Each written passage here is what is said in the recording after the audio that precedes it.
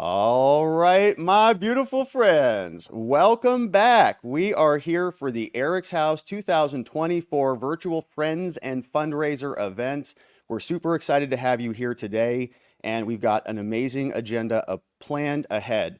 Now, before we get into it, I'd love to make sure that our audio is working. If you're there in the chat joining us, we'd love to know where you're from. Make sure we can hear you loud and clear. You can hear us loud and clear because we have a jam-packed agenda and we want to make sure that you're not missing a thing. And so, welcome here, my friends. I want to introduce you to Marianne Govea, Greg Eckerman, and Maddie Shirley. Before we jump over to them, we're not there yet. Before we jump over to them, I want to introduce myself. I'm Robert Govea, and I'm very excited to be here with you today. And so now let me introduce you to the rest of the crew. Marianne Govea, Greg Eckerman, and Madison Shirley joining us here at EricsHouse. And I believe we've got an agenda from Mama G. Yes, we do. Hi, everyone. I am Mary Ann. Some people know me as Mama G. I'd like to thank you for spending time with us. It's a very important day for Eric's House. I am one of the co-founders, and Greg, Eric's stepdad, is one of the co-founders. And of course, he introduced Maddie. Maddie is the person in our organization that really makes everything work. So we're glad and we're very appreciative of all your efforts, Maddie. Rob didn't mention that he is also Eric's brother. And so this is our fifth annual fundraiser. And it's the biggest fundraiser we do for the entire year. And we have an agenda of people who are experts in the world of grief. Some of them are clinicians, some of them are loss survivors, people who are part of the Eric's House organization who unfortunately has lost someone they love to alcohol, drugs, or suicide. So I'm going to go over the agenda in just a little bit. But let me say a few words about what Eric's House does. We help people who are bereaved by alcohol, drugs, and suicide in three different ways. The first way is that we offer one on one grief companioning, and grief companioning is a peer based model where peer to peer we support each other along one of the most devastating journeys a person could face, and that's the loss of someone they love to a self harm death. So, the first way that we help people is by just one on one support where we meet individually with our people and just help them sort through the chaos that they've just encountered in their life.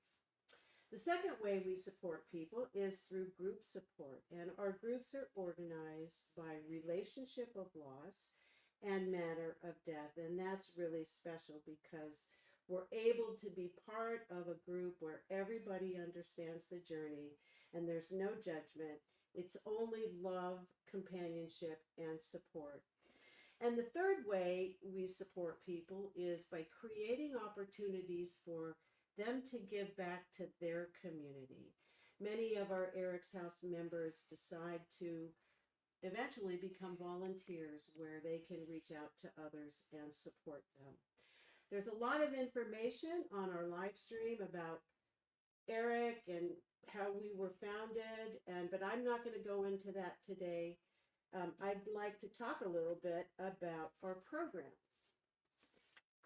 So we have a relationship, a strong relationship with Dr. Allan Wolfeld, who is our mentor and teacher, and he'll be doing a couple videos for us throughout the day.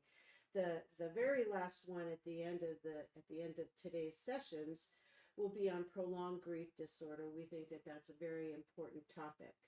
And then in the afternoon, we have a famous Andrew Ecker drum circle Woo! guy.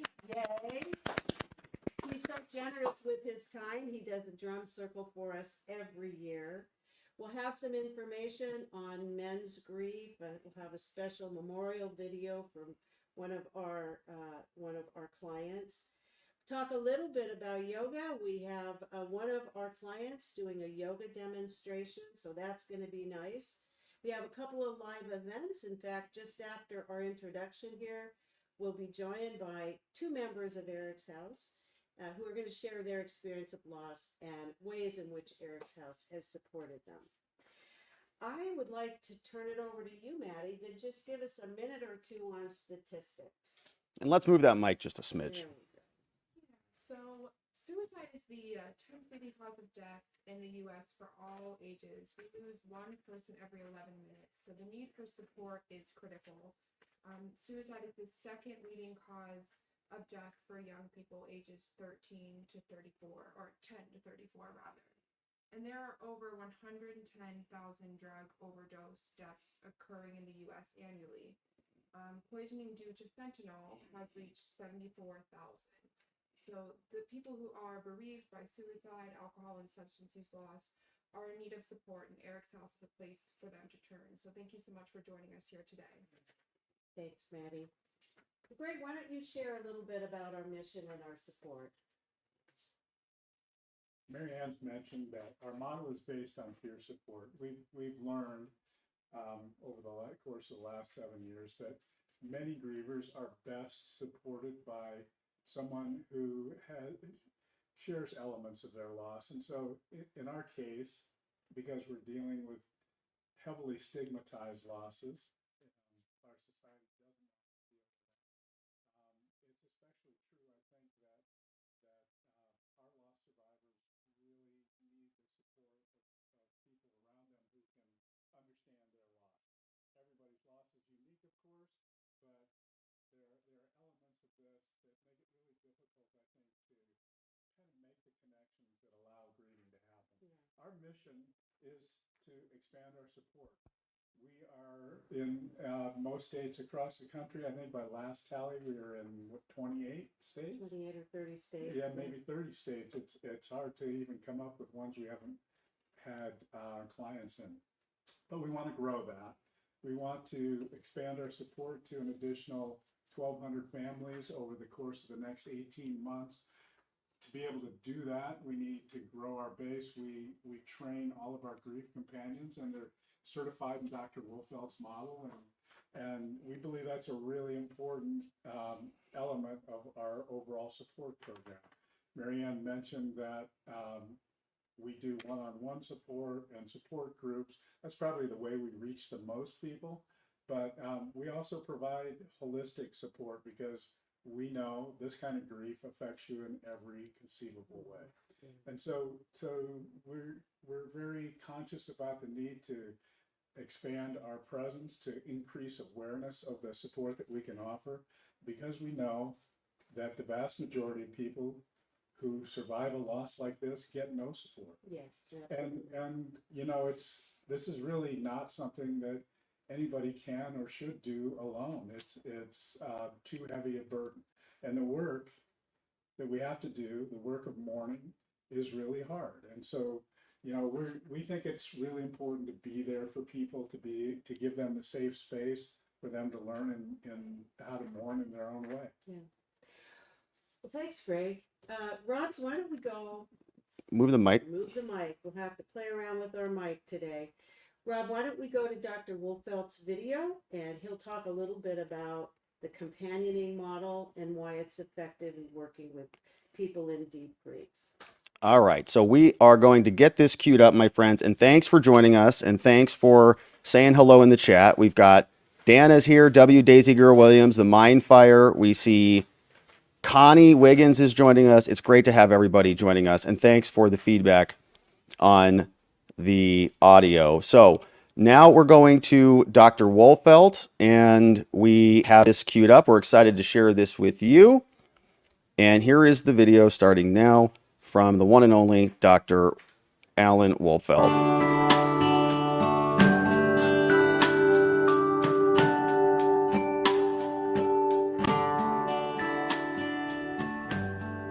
Hello, I'm Dr. Allan Wolfeld. I'm the director of the Center for Loss and Life Transition, located in the foothills just west of Fort Collins, Colorado. What a privilege to be asked by the folks at EricsHouse to speak a little bit about how they're making use of my companioning model of grief care. As you probably know, EricsHouse is a nonprofit organization that uses an integrative model of supporting people, particularly those affected by suicide death and overdose deaths. And I am, again, privileged that they're making use of my philosophy and practice of not treating people, but companioning people. How did I come to know the folks at EricsHouse and be a supporter of their very important mission?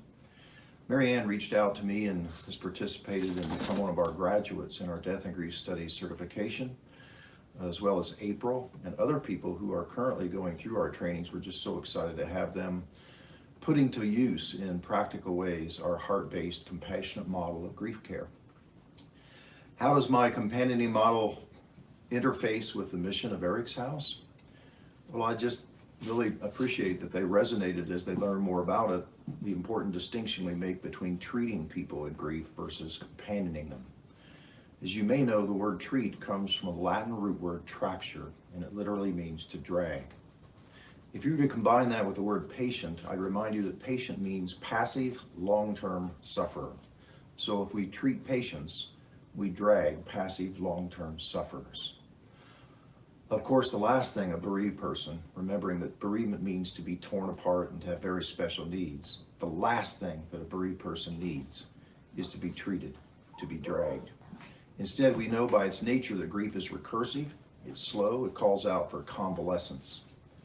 So we need to match up our caregiving models with that reality that when you're bereaved and torn apart, people need to come alongside you, not drag you forward, but understand the need that is required related to making that distinction between a treater and a companion.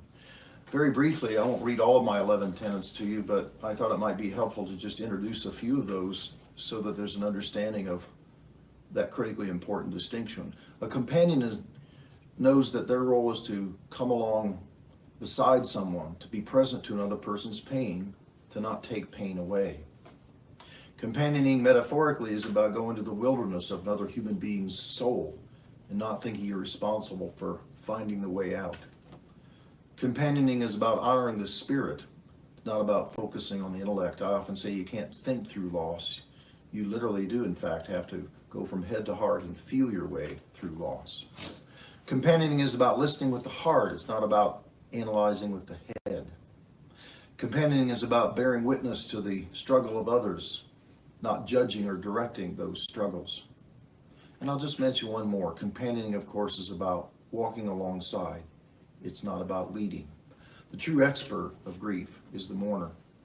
And the central tenet of a companioning model is to honor that reality, to enter into their phenomenological reality, that when they teach you what they're experiencing, to affirm that on any path to their ability to integrate that loss into their life.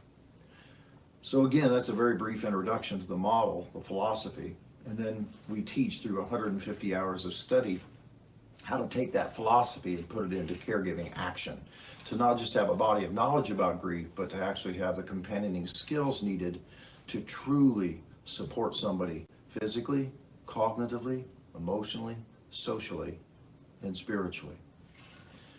My hope is that you will be supportive to finding people in your area who might benefit from the services of EricsHouse and let them know about them as a viable resource for people needing to take their grief and allow it to become authentic mourning. What's that distinction? You know, oftentimes people use those words synonymously. You need to grieve or you need to mourn. Grief is your internal response. Mourning, in contrast, is the shared social response. EricsHouse, as I've come to know the people and the place, has created a place of sanctuary where people can disengage from normal demands and give attention to the need to openly and authentically take their grief from the inside to the outside. That's how we integrate loss into our lives.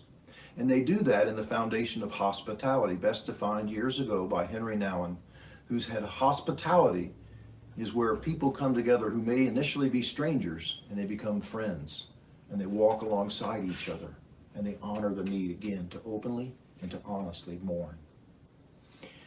So again, if you find that this mission is something that you would like to contribute to or to be a part of or to be supportive of or to refer people to, I can't encourage you enough to reach out to my good friends at EricsHouse and be a part of helping people in the general Phoenix area, regionally and even beyond that, get the help that they both need and that they deserve. Thank you very much. I hope to have the opportunity to meet you at some point.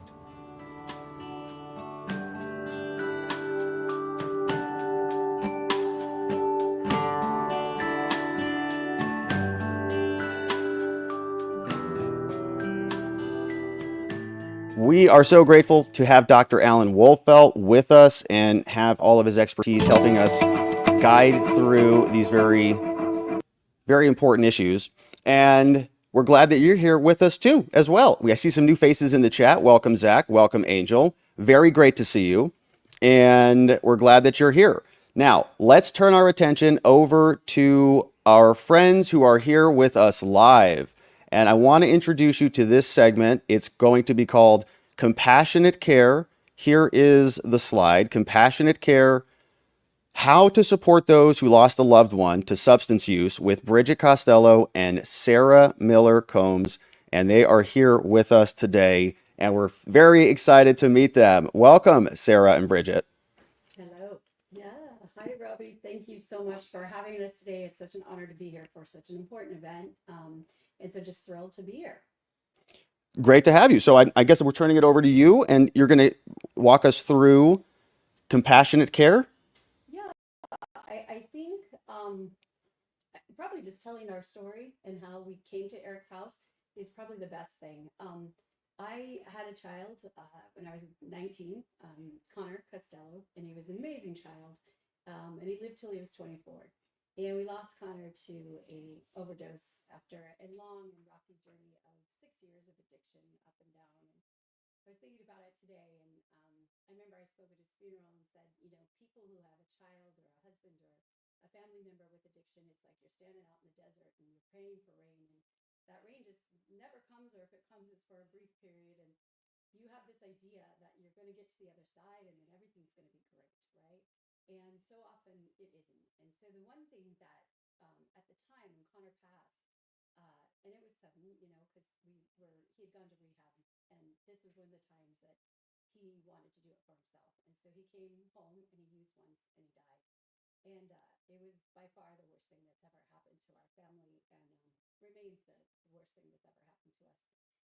But I think when I look back on my journey, I didn't have Eric's house. I really had just kind of some guidance from my past. And I had friends that just held me up and surrounded me. The moment that he died, people flooded into our house and were there for days. But as Sarah knows, after a while, the people leave and you're left alone, you know, with your feelings. So anyways, the one thing that my grandmother, she had lost a baby when she was young. It was her first baby, and her name was Joni, and she lived 9 months and died of whooping cough.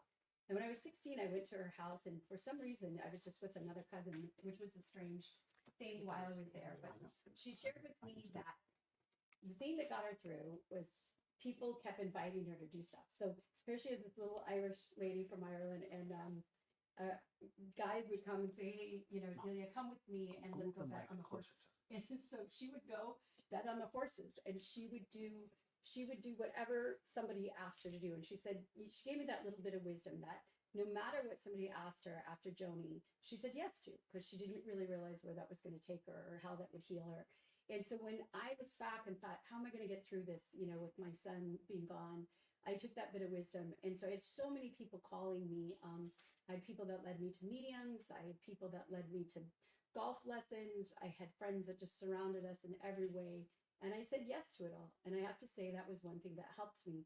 But it really was, you know, I bottomed out at a period of time and went over to California by myself. And I walked and I did yoga and I, you know, went to church. And, you know, and I think that's the thing that really came to me. It's been 15 years since Connor passed. And I think the biggest thing I can give to people who have lost their child, even people who have lost their child to sudden loss, you know, we have to say our children are a gift from God for the short time that we had them, right?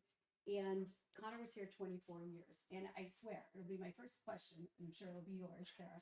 Why do some people heal and get better? And why do some people pass away? And I think it came to me that this was Connor's journey. It was completely his journey. And I was just there to support him and to be his mother. And it was just such a great honor. And the other thing that really helped me in my journey was to forgive myself. And a friend of mine shared with me today that sometimes we look back and we think, oh, I didn't love enough, or it was the wrong kind of love, and that's why I ended up this way.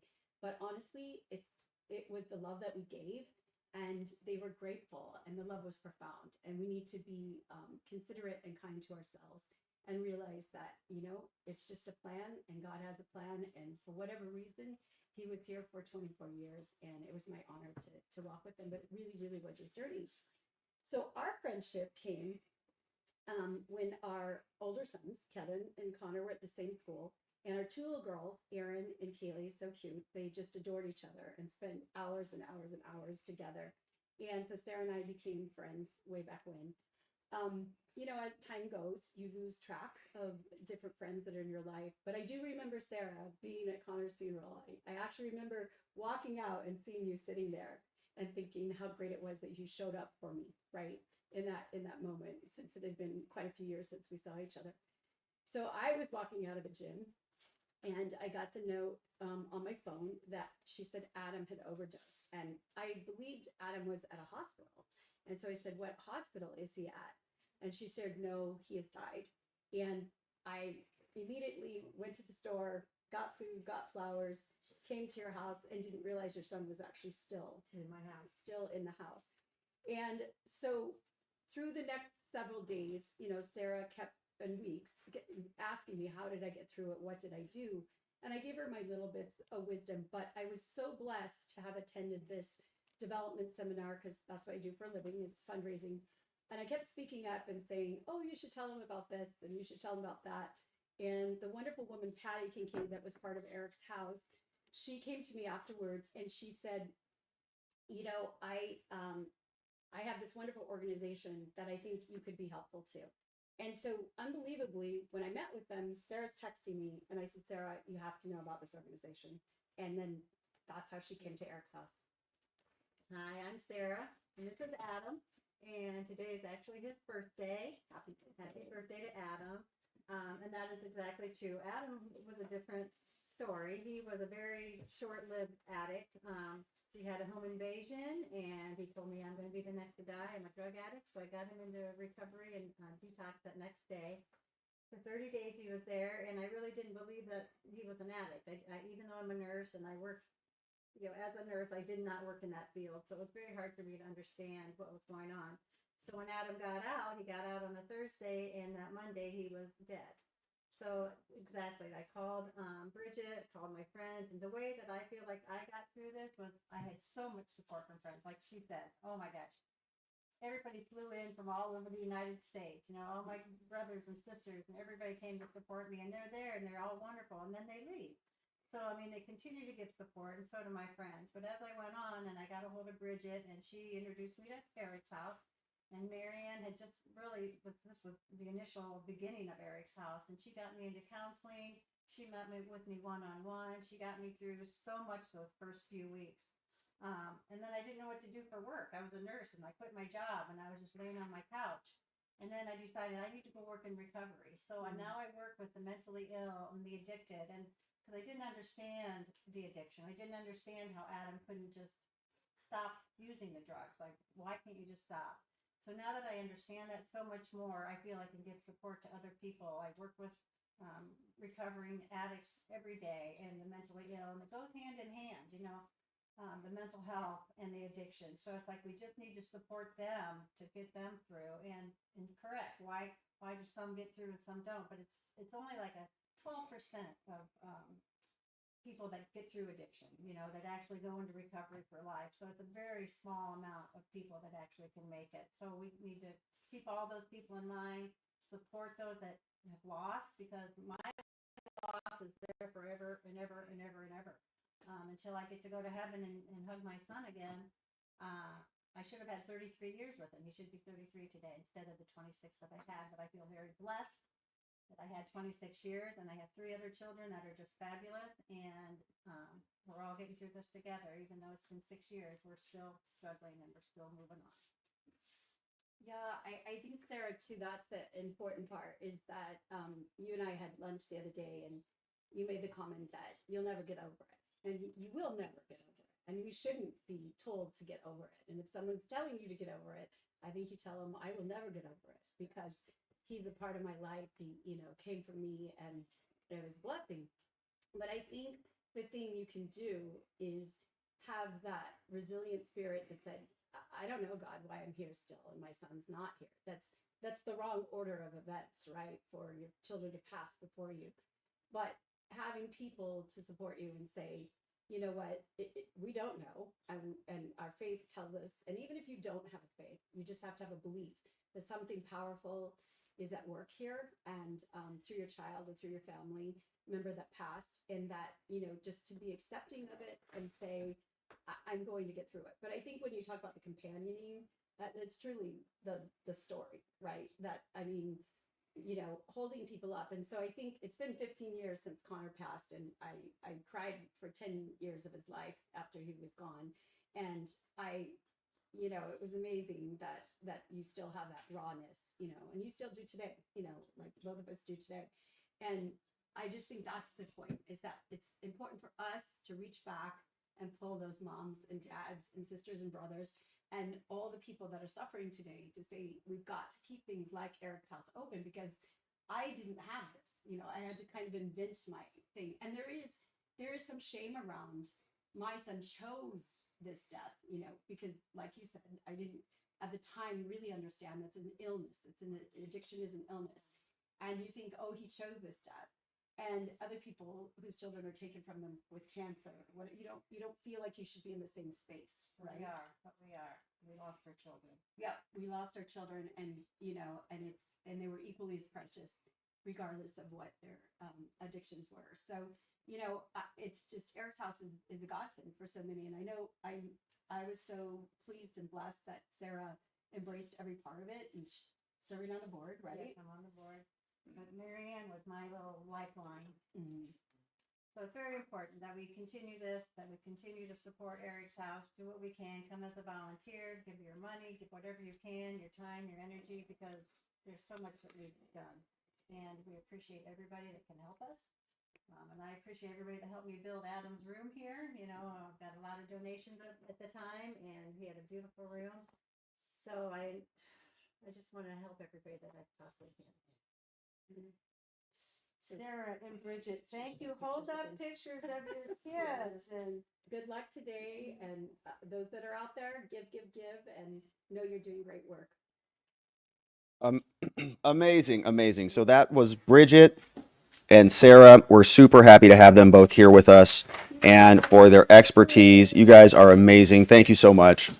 And my friends, thank you for heading over to EricsHouse. Thank you for going to the links in the description below and making a donation, because we are here raising money so that more people can be a part of EricsHouse and get that same relief and find that same community, really experience that hope and healing in the journey that we're on. And so now we've got another update. I want to share with you our next segment, which is called Finding Comfort in Chair Yoga. Finding Comfort in Chair Yoga, which is going to be amazing. So if you're in a chair, might be time to find some comfort. This is a gentle approach to navigating grief, and this is brought to us courtesy of Mindy Sato, and we're excited to share this with you starting in just 1 second, queued up right now from our friend. Here with a very special person and beloved EricsHouse member, Mindy Zito. In 2004, Mindy trained and opened a yoga studio in Fanwood, New Jersey. One of her earlier yogic teaching experiences was in support of someone who lost a loved one in 9/11. Over the next 20 years, she expanded her business to include health and life coaching. She also teaches Qigong, a Chinese energetic and medical practice. Simultaneously, she volunteered and trained as a grief facilitator at Imagine, a center for coping with loss, working primarily with teens. Today, Mindy and I are going to talk about her personal journey of grief and how movement plus yoga can provide solace. Welcome, Mindy. Thanks so much for being here. Thank you, Maddie. Thank you for that wonderful introduction as well. Thank you. I'd like to start off about you telling viewers a little bit more about your personal journey of grief. Absolutely. So, in addition to running some grief yoga classes, My husband and I have been trained grief facilitators. I was focusing specifically on teens and young adults under the age of 30, and my husband has also worked with various different groups as a facilitator. Ironically, and very unfortunately, my youngest son, I'm a mom of 3, and my youngest son at the age of 26 took his life a little bit less than 2 years ago. With that, I would say my husband and I have been very blessed in that we stumbled upon EricsHouse, and we have been getting support services, and it's just been amazing for us to be in community with others and to help us through our grief and healing process. Well, thank you so much for sharing your personal story and also supporting others in their grief and having that aspect of community.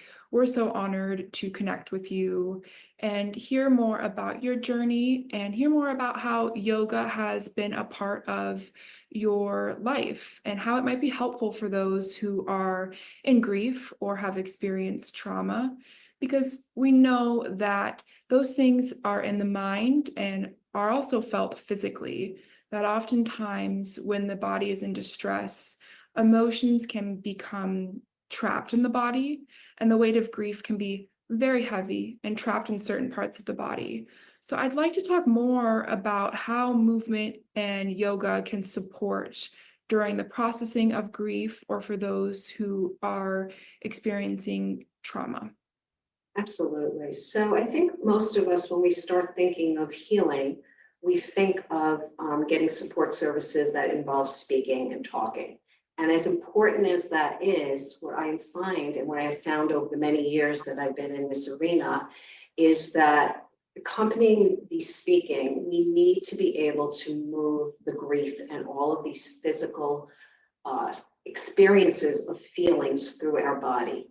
The energy can get very blocked and stuck, whether it be around trauma, whether it be around loss, or any kind of intense emotions. And for many of us, those intense emotions will continue to come up unless we continue to move them and give them an opportunity to release. That can be accomplished through many different means. Yoga is just one particular practice. But truly, anything that allows us to move, it can look like swimming, it can look like hiking, it can look like walking, it can look like screaming. One of my favorites, in addition to yoga, is dancing, and just to dance it out. One of the other things that I wanted to mention is even just simply shaking. Anytime we move the body, we're literally getting energy to release and move, and a lot of it is trapped energy. For those of you that have pets at home, when they get scared, they start to shake because intuitively they already know that they have to get and release and move this energy out of the body. So yoga is one form of allowing us to do that, but I highly encourage people to do any form that speaks to them, that they know that they will practice. Mm-hmm. Excellent. You made a great point that talking and support services like therapy or support groups or whatever that looks like is great, but also the aspect of the release and the movement can be helpful for people. So exploring what that might look like for each individual can be a source of comfort for people. Absolutely. And I recommend you try different things, and it doesn't have to be the same thing all the time. Just even varying it and seeing what works for you and what's accessible also is very important. Yeah, absolutely. And how does breathing and breath work tie into different forms of movement to help provide some centering? Absolutely. So when we are in grief, our bodies get very locked up and tight. And and our nervous systems get dysregulated. So just breathing allows us to start to regulate the nervous system. When I tie this into yoga, when a lot of people think of yoga, they think of people that are very flexible, bendy. They think of people that have dancers' bodies. And truly, just paying attention to the breath is the first step in yoga. What I love so much about teaching people to start to pay attention to the breath is that it's available to everybody anywhere. So whether you are driving in your car and you get triggered by a memory, whether you're standing on a supermarket line, whether you're sitting in front of a TV and just being distracted and starting to feel that sense of agitation or overwhelm and getting triggered by certain thoughts or memories, we can always just come back and pay attention to our breath. There's no special tools, there's no special time. You could do it sitting, lying down, standing up, in the middle of a party. No one is going to know. So it's always available to every one of us to help us regulate our nervous system by ourselves. I love that. We can always come back to our breath and pay attention to that. That's wonderfully said. Thank you, Mindy. So what do you think? Should we do a nice demonstration of some yoga and breathing for our viewers? Absolutely. And what I'd really like to start with is a breathing method called box breathing. And this is a method that I find is available to everybody because it gives our conscious mind something to do. When I tell people, well, let's pay attention to the breath, I could tell they're already off thinking of their shopping list because the mind wants to be active and it's hard to settle it. So if we assign something for the mind to do, it helps us settle and get into a breathing practice. So a box breathing method, I'll just gently demonstrate that for you, and then we'll do that when we start doing a little bit of yoga in a few moments. But a box breathing method is simply to visualize a box in front of you. So we have the four sides of the box, if you could just imagine that. And what we're going to do is we're going to inhale as we imagine ourselves going up one side of the box. We exhale as we're going across the top of the box. We inhale as we're going down, and we exhale as we're going across. That is the basic box breathing. We can enhance it and add a little bit more, but I think that's a really nice, pleasant place to start. And I want to remind people that it may take a moment or two for you to even just feel yourself slowing down, to feel yourself allowing to settle, to give your mind, again, a little bit of time to just gently start to slow and focus on the breath pattern. So we're going to do that.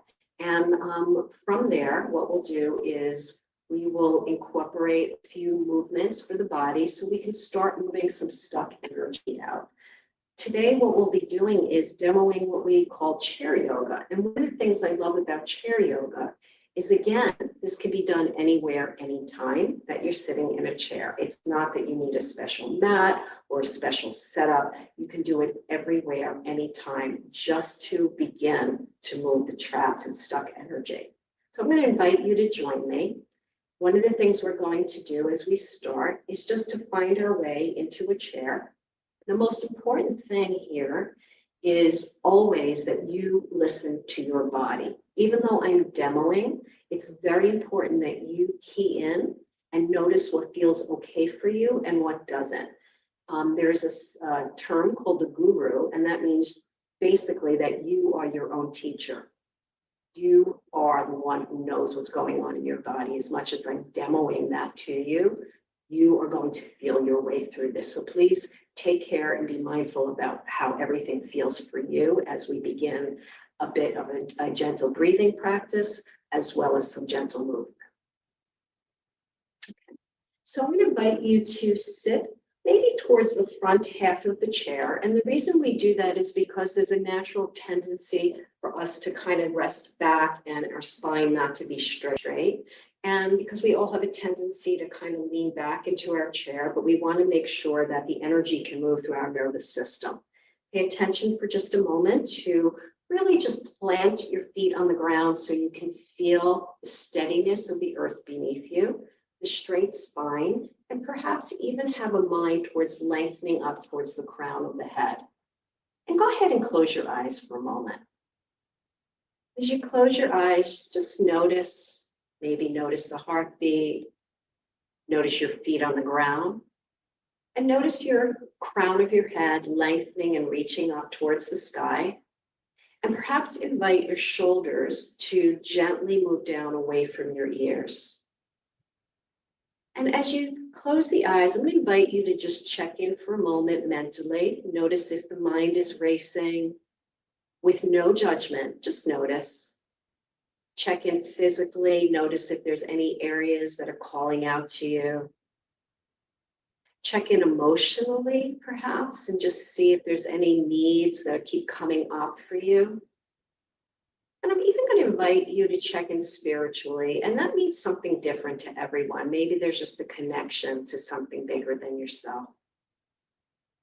And as you do those check-ins, allow whatever needs to come to the surface.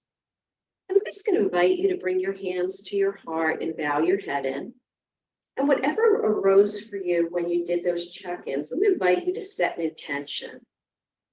And an intention could be something as simple as, I find peace in the next 10 minutes. I pay attention to my breath. It could be anything like that. I show up with love. We always set our attention in the current, in the present. And just take a moment with your hands at your heart so that you're connecting to your heart as you set your intention. As long as it's true to you, as long as it speaks to you. And once you complete that, go ahead and let your hands come back to rest wherever you'd like in your lap. We're going to begin with our box breathing. So go ahead, nice and easy, and visualize a box in front of you. And imagine on your inhale, you're traveling up one side of the box. And on your exhale, you're finding yourself traveling across the top of the box. On the next inhale, you're moving down the other side of the box. And on your next exhale, you're traveling across the bottom length of the box. The inhale is going to take you up the side, and we're going to do a second round. The exhale will take you across the top line of the box. The next inhale will take you down the other side of the box. And the exhale will take you across the bottom of the box.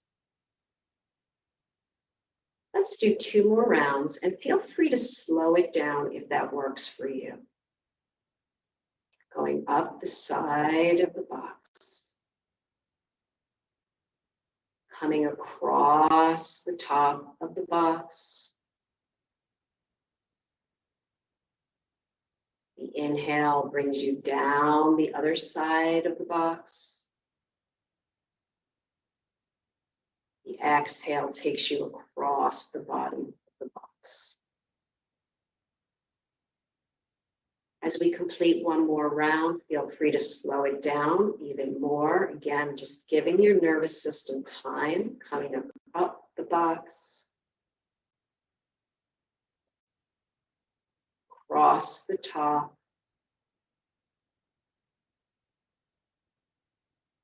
down the side of the box. And for our final exhale now, nice and easy, across the bottom. Feel free to open your eyes. And what I'd like to do, if any of you found that a little bit challenging, I'm going to give you one other simple breath method that will allow you to connect to your body, and just put your hands on your lower abdomen. And on the inhale, I'm going to ask you to allow the abdomen to puff out like a beach ball right into the hands. And on the exhale, feel the belly draw back in as you empty your breath. This is called parasympathetic breathing, abdominal breathing, or diaphragmatic breathing. It allows the nervous system to calm. We're inhaling as we fill the belly. And we exhale as we empty the belly. Let's do 2 more rounds at your own pace. It may help you to close your eyes so you stay more internalized. The inhale with the belly filling up. The exhale with the belly slowly emptying. And the inhale again for our final round here, just paying attention to breath. And exhale. And then let your hands come back to just sit in your lap. The second breath method that I just taught you, I do a lot. I want to give you a possibility for yourself. I do it a lot at night in bed if I wake up with a very busy mind, 3 o'clock in the morning, which is a time for many of us. I'll just simply put my hands on my belly and do a few rounds of diaphragmatic breathing, just to allow myself, again, to give the conscious mind something to focus on and to settle myself so that there'll be an opportunity to rest back into sleep. So you now have 2 different methods of breathing. Again, can be done anywhere, anytime, and I invite you to just try them on and see what works for you. We're going to move into a very gentle seated yoga practice. And again, think of what we're doing here. We set an intention, we went into some breathing, and now we're going to start moving the body very gently in ways that we could start to release energy and to perhaps connect more to any areas of tightness or tension that are sitting in the body. So the first thing I'd like to do again is just to remind you that we're going to be sitting towards the front half of the chair, if that works for you. Feet are planted on the ground. Our hands on our legs and as close to the knees as you can, but if you can't reach, it's fine for them to sit towards the thighs. And we're going to inhale as we start to round out the spine. We're going to tuck the chin into the chest. And as we exhale, we're going to arch the spine. We're going to slide the hands towards the groin. We're going to squeeze the shoulders back. And if you don't have any neck issues, you can even look up towards the ceiling. The inhale again, so repeating the movement, rounding out the spine. The exhale allows us to take a gentle arch. And what we're doing is we're starting to move energy through the spinal and the central nervous system. Let's do 2 more rounds. This is the first 2 natural movements of the spine. Nice and easy, arching the back, perhaps looking up if you choose. One more time, we're going to round out the back. This is called seated cat and cow.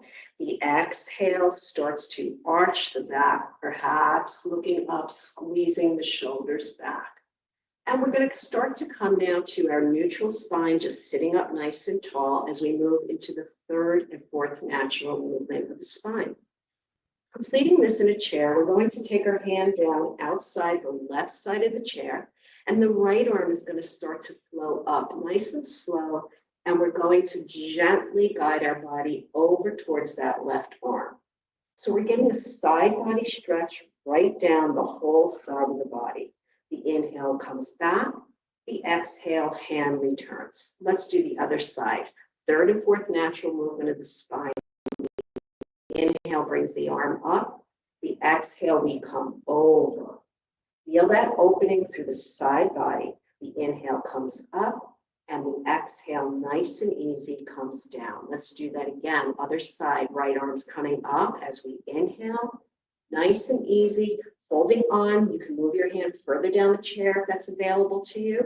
The inhale comes up. The exhale takes the arm down. As we move to the left, coordinating with your breath as you can. As we come over, just getting some of the tension out of the body, the inhale comes up and the exhale comes down.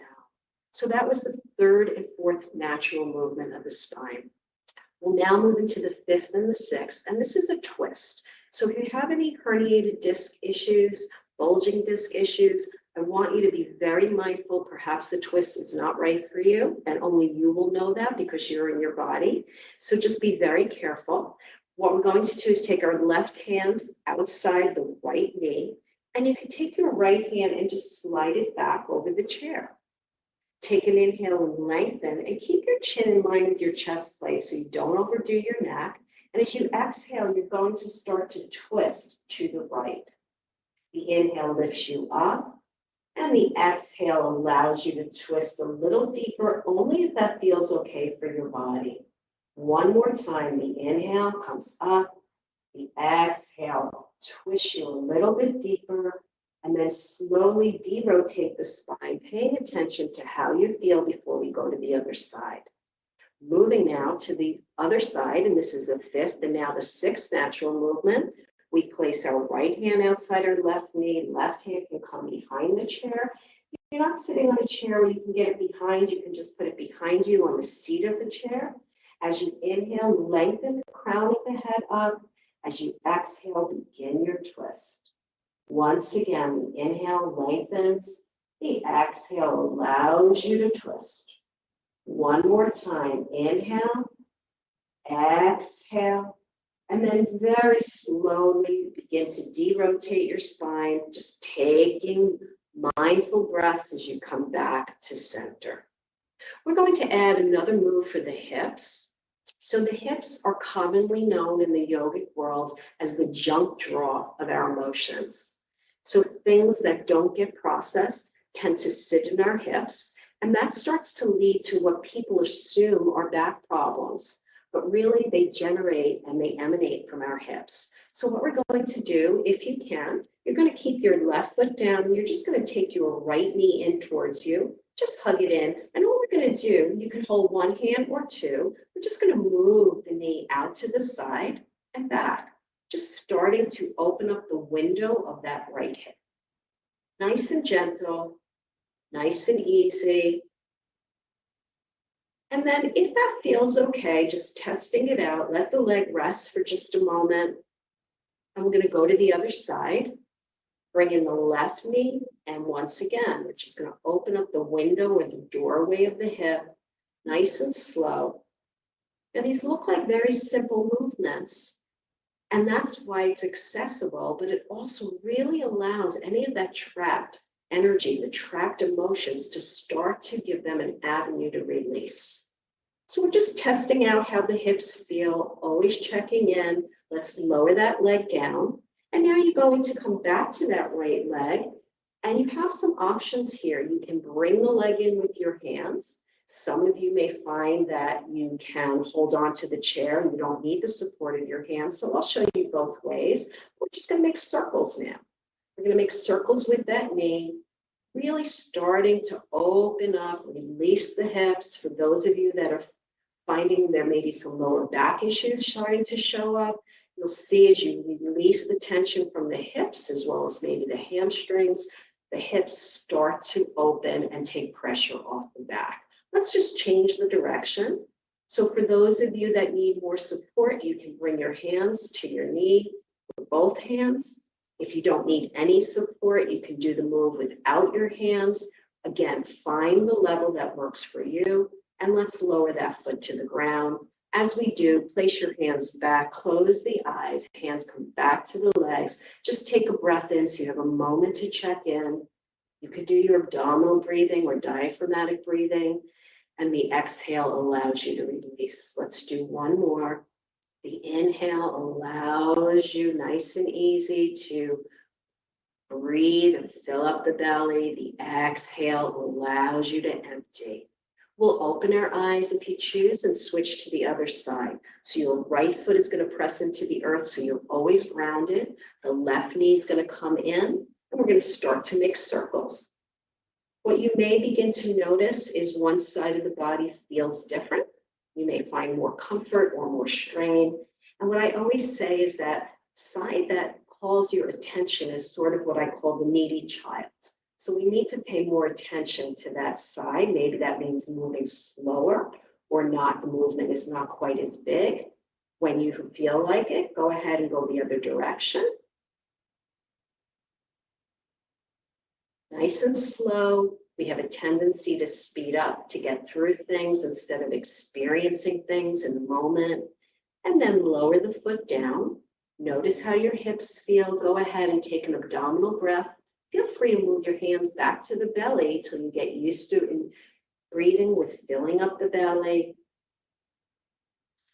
As we close this part of our practice today, we're going to bring our hands back to our heart. We're going to bow the head in. And I'm going to ask you to recall the intention, if you can, that you stated just a brief few moments ago. Just breathing as you call it back into your mind. And once again, I'm just going to invite you to let that intention be your guiding force as you move back out into your world. Bringing your hands back to rest. Just opening the eyes, fluttering them open whenever you're ready. And I hope you were able to begin to see how this breathing methods, both diaphragmatic breathing, box breathing, allows the body to calm. It's a practice.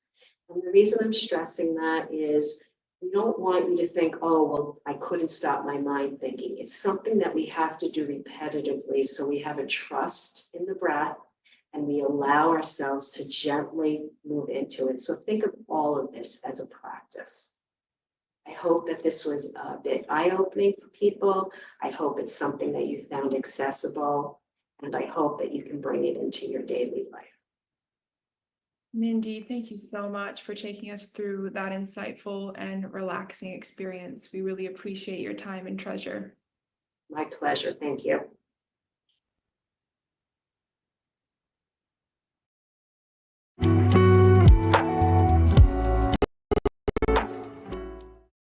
Wow, that was amazing. I don't know about you, but I'm feeling limber. I'm feeling refreshed. I feel like my joints are all rejuvenated a bit. And so we're very glad to have Mindy provide us with the amazing skill set to find comfort in chair yoga. Hopefully, you're feeling amazing at home as well. Now, we've got a great update ahead because we are going to be talking about the auction. We have an auction update, and we're here with Maddie to give us some details. Maddie, what do we have cooking? Hi everyone. So our auction's going strong. We've raised $6,307, but we have 67 items with no bids. There's some beautiful artwork that you could bid on, and our auction does close tomorrow at 8 p.m. Arizona time, so you still have time.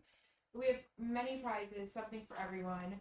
Enjoy some food at Abuelo's, and there is a Mexican restaurant located in Arizona, Arkansas, Florida, Kansas, Oklahoma, South Carolina, Tennessee, or Texas. Play some golf in Sacramento, California. Stay at the Wigwam Resort in Litchfield, Arizona.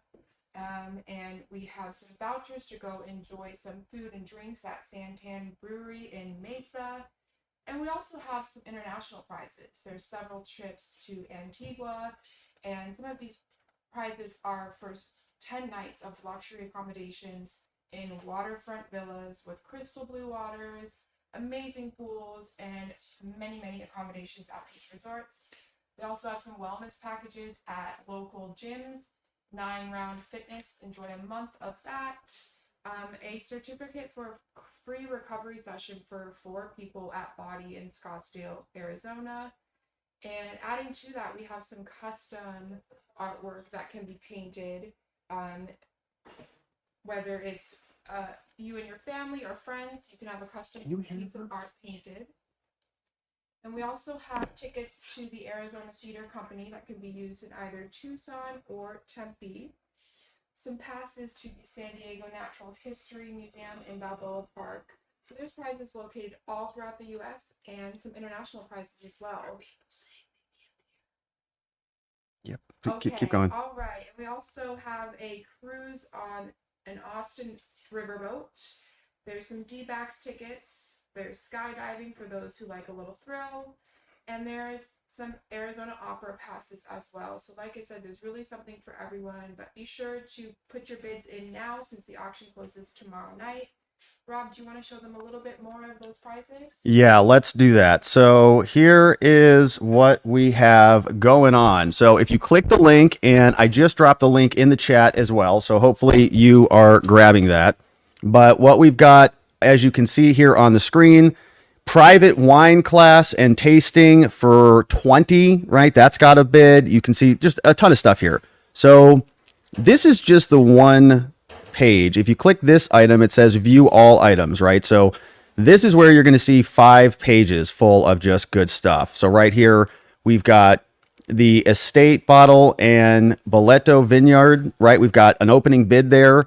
Value's $114. Now, some of the ones I was looking at, I mean, look at this one, adults only, all inclusive Hammock Cove Resort in Antigua. And that is a $5,700 value. The leading bid right now is $620. Woo! So that is a nice one. You've got some adventures in skydiving. We have another Pineapple Beach Getaway Club in Antigua, $3,150. We've got a leading bid there of $335 right now. If you're in Arizona, especially, or if you're coming to Arizona, there is so much good stuff. We've got the Arizona Opera, and I know Maddie mentioned a lot of this, but I'm just showing you what is on the screen here so you can see for yourself. I mean, look at all this good stuff. All aboard Scottsdale's Champagne Train, baby. We've got the club at Barbados. If you're in LA, we've got something for you. An amusement park in Orlando is on there. And so just amazing things that we have to bid on.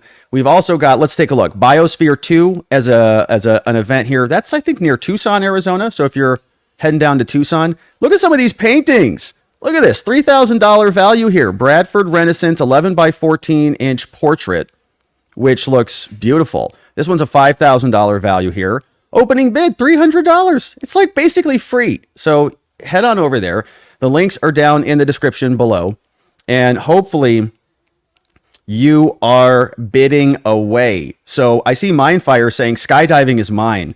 Skydiving. So we've got that one taken. We'll see. There might be some competition there in the Mindfire. We'll have to see. We've got Zach Nichols. What's up? And let's see. I see Doreen. Good to see you, Zulu. Thanks for joining us over here. Dana is in the house. Dana, I believe, in the house. We're used to seeing Dana elsewhere. Look at this. A connections photo. Cruise Austin on a riverboat. Oh my goodness.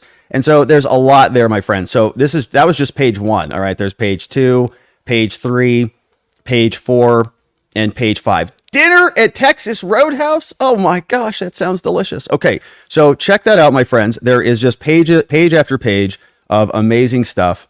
And we're very excited to have you bid on that and hopefully win some good things that, treat yourself, that you might not otherwise treat yourself to. And so coming up next, we've got a segment on neuroscience, the neuroscience of grief with Caro Brookings. And so obviously grief is a very complicated thing, but now we're going to be talking about this, the neuroscience of grief with Caro Brookings. Something that is a complicated thing. What's going on with the chemicals in the brain? How is the brain working? We know we've got all these emotions floating around. And the question is, how do we understand what is happening in the mechanics of our own minds? And so this is our friend Caro Brookings to give us a breakdown on the neuroscience of grief and working through guilt in particular with Caro Brookings.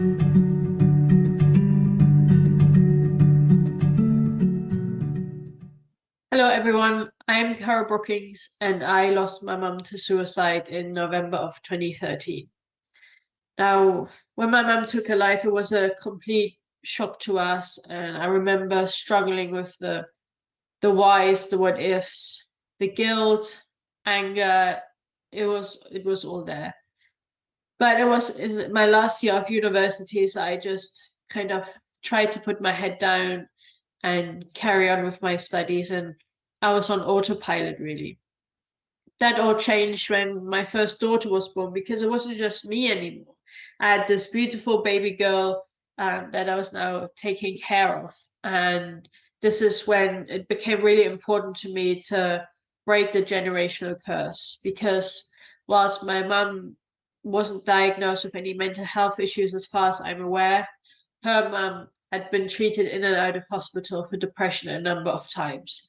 So I really started digging deep and looking for healing strategies, but nothing really resonated with me until I found something that was brain-based and science-backed. And I learned how to challenge my untrue and unhelpful thoughts, my negative self-talk, especially around the guilt I was carrying. And I was able to rewire my brain.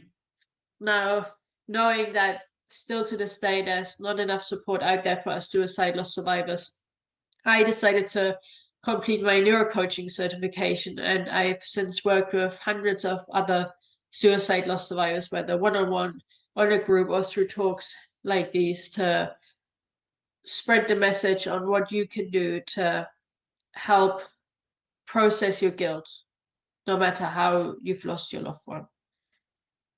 Now, I've mentioned complex grief that comes with a suicide loss, a loss to overdose, and that includes layers of trauma that we're experiencing, the shock, and unanswered questions.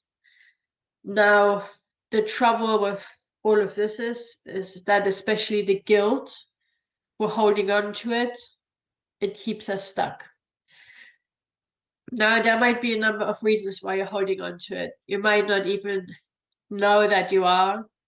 Maybe you don't have the tools to process your guilt, or you might think that by holding on to your guilt, you're keeping your loved one close, or maybe you think you don't deserve to let go of your guilt. Now, the trouble with that is that holding on to your guilt keeps you stuck, and you really need to process your guilt before you can deal with anything else, the other sides of the grief. And I like to use an analogy to just paint a picture of how that works. So if you imagine you've got a jar, you've got water in the jar, the water represents, you know, the sadness, the heartbreak, your grief in general. On top of the water, there's a layer of oil, and the oil represents your guilt. Now you can shake the jar and the oil and the water, so the grief and the guilt will mix up while you shake it, but in the end, the oil or the guilt will always sit back on top of the water. So you really need to remove the oil first to be able to get to the water. Some tools that you can use, which you don't even need to know much about how the brain works, which I want to share with you now before we dive more into the brain function, is there's two tools that you can use, or two exercises that you can do. And just a little bit of background. One of the reasons that you're holding onto this guilt is because your brain wants to feel like it's in control. And if it was true that you could change the outcome of your loved one's death, then it means you're in control and everything's predictable, and the brain really likes that. The other side, or the flip side of that, is if you were able to let go of your guilt, you would essentially admit that you were helpless in preventing your loved one's death. And to the brain, helplessness is really scary. So it's holding on to this, and it will tell you everything that it believes you did wrong, all the things that you missed, the things that you could have done or should have done. Now, we can shift that focus and turn it around slightly. So the two exercises I want you to do is, firstly, I want you to think about what I call the outside influences. So there will have been situations, people which have influenced and shaped your loved one's life and possibly contributed towards their death. And they are things that you had literally no control over. Another thing that you can do is look at the things that you did do to support your loved one, and not just in the weeks and months leading up to the passing, but, you know, for the whole time that you knew them. And you'd be surprised of how many things you'll be able to come up with. Now, the great news is that the brain is always adapting. It always wants to be as efficient as possible.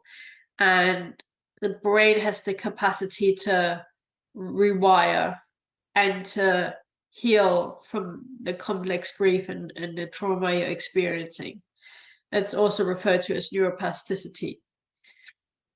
Now, a couple of things that I want you to know before we dive deeper into this is, firstly, not all of your thoughts are true and or helpful. So just because you think something doesn't mean it's true.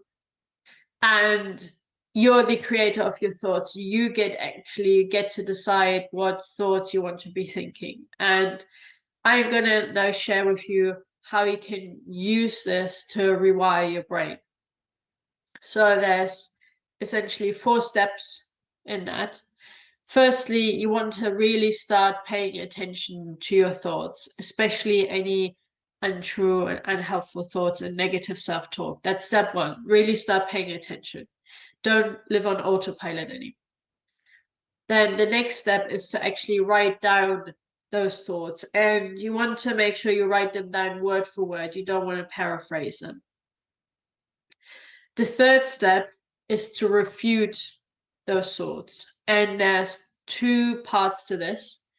The first one is the logical refute, where whichever thought you've written down, start with whichever one you like, you want to come up with reasons of why it's not true.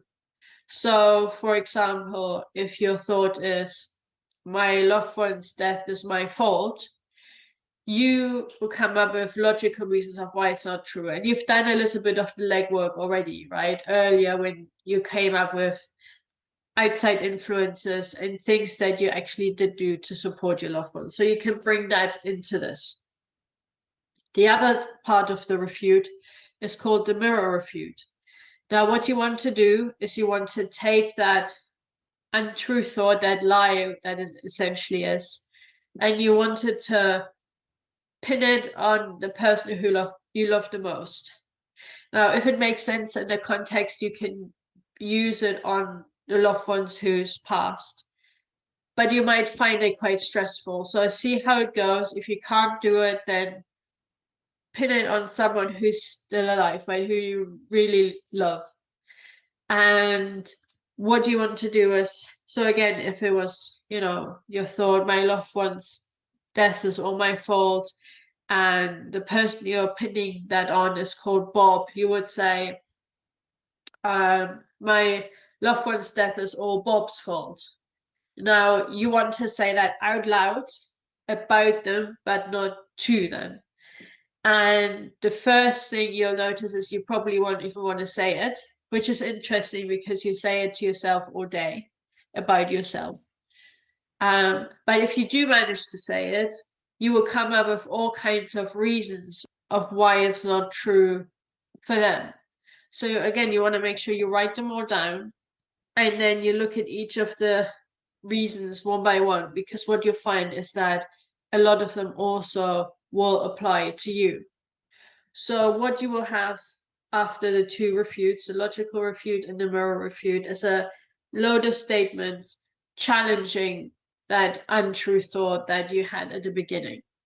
Now, just make sure they're all written about you if you've mirrored it on someone else. And then you want to get out your voice recorder. Most phones have one these days. And you want to read them out one by one and think about, how you want to say it, because we really want the brain to take it in. Once you've done that, you've done the bulk of the work. Now, the next step and the final step in the rewiring of the brain is that every morning, first thing in the morning when you first wake up, and last thing at night, just before you go to sleep, I want you to listen to these statements. And we do it first thing in the morning to replace the negative thoughts that you're having with more positive thoughts and to set you up really well for the day. And we do it last thing at night to tell your subconscious what you want to be thinking about, because even when you're asleep, your subconscious is always active. Now, you might wonder how long you need to be doing this for, and the answer, it depends. You probably notice some differences in your thinking after around 3 weeks, but brain scans have shown us that it takes around 67 days for the brain to be fully rewired. What I recommend you do, though, is that you check in with yourself on a regular basis and think, okay, does that old thought, that untrue thought, does that still feel true to me? Or is it the new thoughts that now feel true? And then you can, do that with other thoughts that you're having. You can update it over time. So what I want you to know is that healing is possible after losing a loved one, even to suicide, even to a drug overdose. And if you just take away one thing from this talk and you're not ready to do all of the steps yet, it's just start paying attention to your thoughts and know that not everything that you're thinking is necessarily true. And remember, there's no reward for speed with grief. It's not a race, but at the same time, time doesn't heal all wounds. It's so important what you do with your time. So take a step each day. Even baby steps are steps in the right direction. But be sure to start processing your complex grief and start with the guilt. Thank you for watching.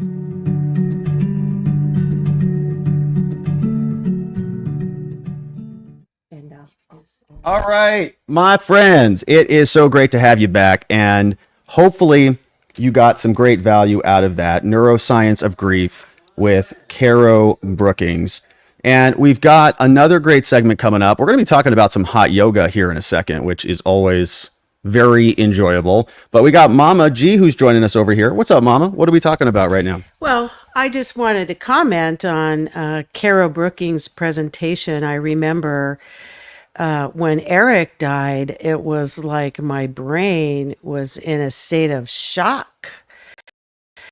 And it was so hard for me to make sense of it. And you never think about grief, being in your brain so much. Your heart is broken, your soul is broken, you have a lot of work to do.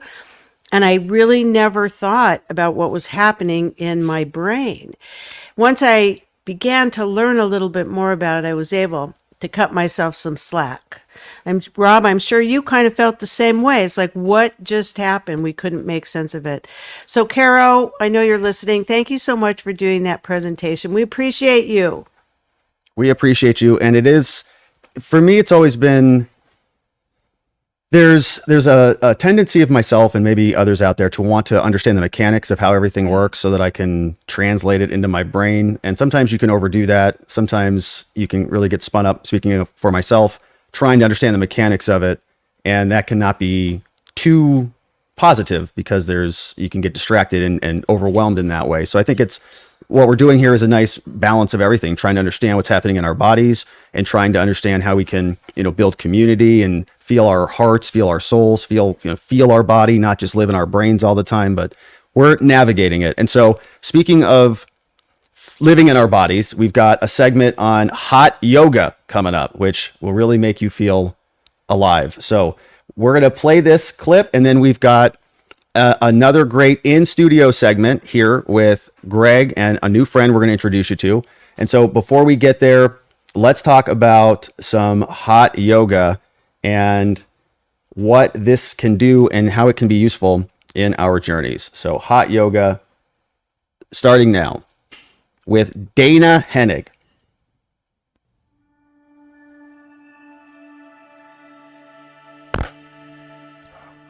Just say it. Hello, I'm here at Just Be Hot Yoga Studio in Scottsdale with the lovely owner Dana. Thank you for having Eric's House. Through the month of October, Just Be is helping Eric's House raise funds for our annual fundraiser, Hope in the House, in honor of World Mental Health Day.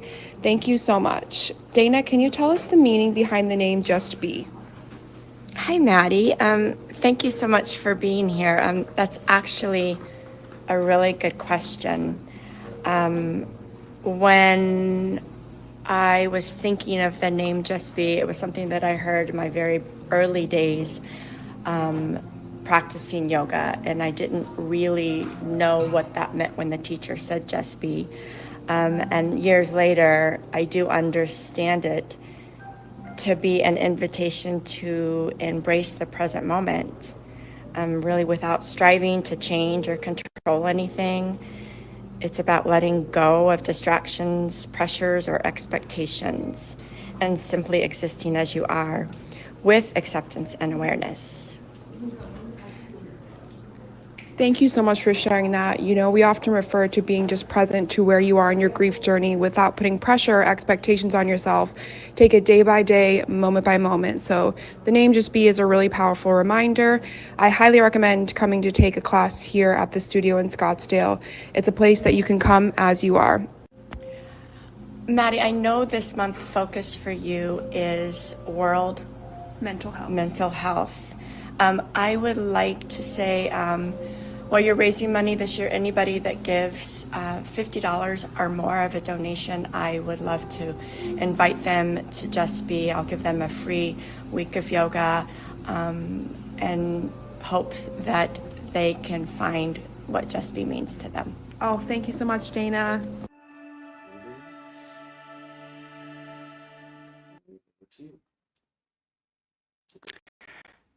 Most of our content for today is entirely new, but I wanted to share a segment that was produced for last year's fundraiser by one of our men's group members, Mike Heslin, and his husband, Nick. And it was just such a beautiful framing of what we try to achieve in our men's group. So I think it's really important to get the word out.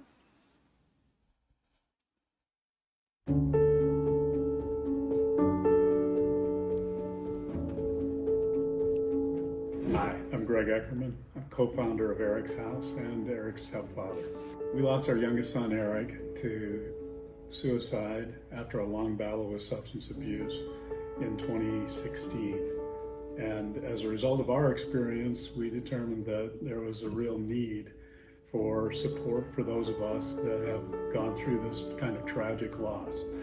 And we structured Eric's House based on things that we learned in our journey and the things that worked for us. It's really difficult to find a safe space to be able to express your feelings. And what we found was, while there are some outstanding support offerings for people who are struggling with suicide ideation, the survivors of loss to suicide or substance abuse are often forgotten. Men often feel very reluctant to share their pain. It's such a heavy burden, and so much, especially with losses like ours, so much of this gets impeded by feelings, common feelings of guilt or shame or anger. And those feelings need to be expressed to be able to move beyond them. And so it's really interesting. The dynamic of the men's group for me, is just beautiful to watch it unfold. The first meeting or two can be a little awkward for the new guys coming in. It's hard to put yourself in that place where you talk about what's essentially your greatest fear and how it's manifested in your life. And so it takes guts to do that. The floodgates kind of open. You get to see people people open up in ways that they can't do anywhere else, and they probably have never done before. It's really a fascinating thing to watch, and it's kind of beautiful to see how the relationships evolve in those groups and the connections that emerge between the guys. So I think the most important thing for you all might be to hear in their own words from some of the guys in our recent groups what this men's group experience has been like for them, what it's meant for them, and how it's affected their personal journeys. Hi, my name's Matthew, and I'm a member of the Eric's House Men's Group. After we lost our son Jacob in 2021 in December, we were looking for any kind of support we could find. We needed answers and we needed help. There wasn't a whole lot happening during that time, with everything kind of still being shut down, and I had to take to the internet to find support that we needed. That's when I found Mary Ann and Greg and Eric's House, and what a difference they've made in my life. Greg and I had discussed a men's group and the hope for what that could turn into. Initial stages of our first men's group, it was pretty quiet. We didn't really have a whole lot to say in that first meeting. Everybody was nervous. Nobody wanted to open up to strangers. Nobody wanted to bare their soul in front of people that they never met, especially when you're talking about your deepest and darkest fears. But as time went on, it just took one person to open up, and then slowly something special started to happen. We stopped being a group of strangers, and we started being family. We have come together in one of the most beautiful ways that I could ever imagine. We're there for each other. We support each other. The compassion and the permission to break down and that to be okay is tremendous. Just knowing that you have a safe space to go to where you're not going to be judged, it's a comforting feeling. These are special people, and I'm happy to have them in my life.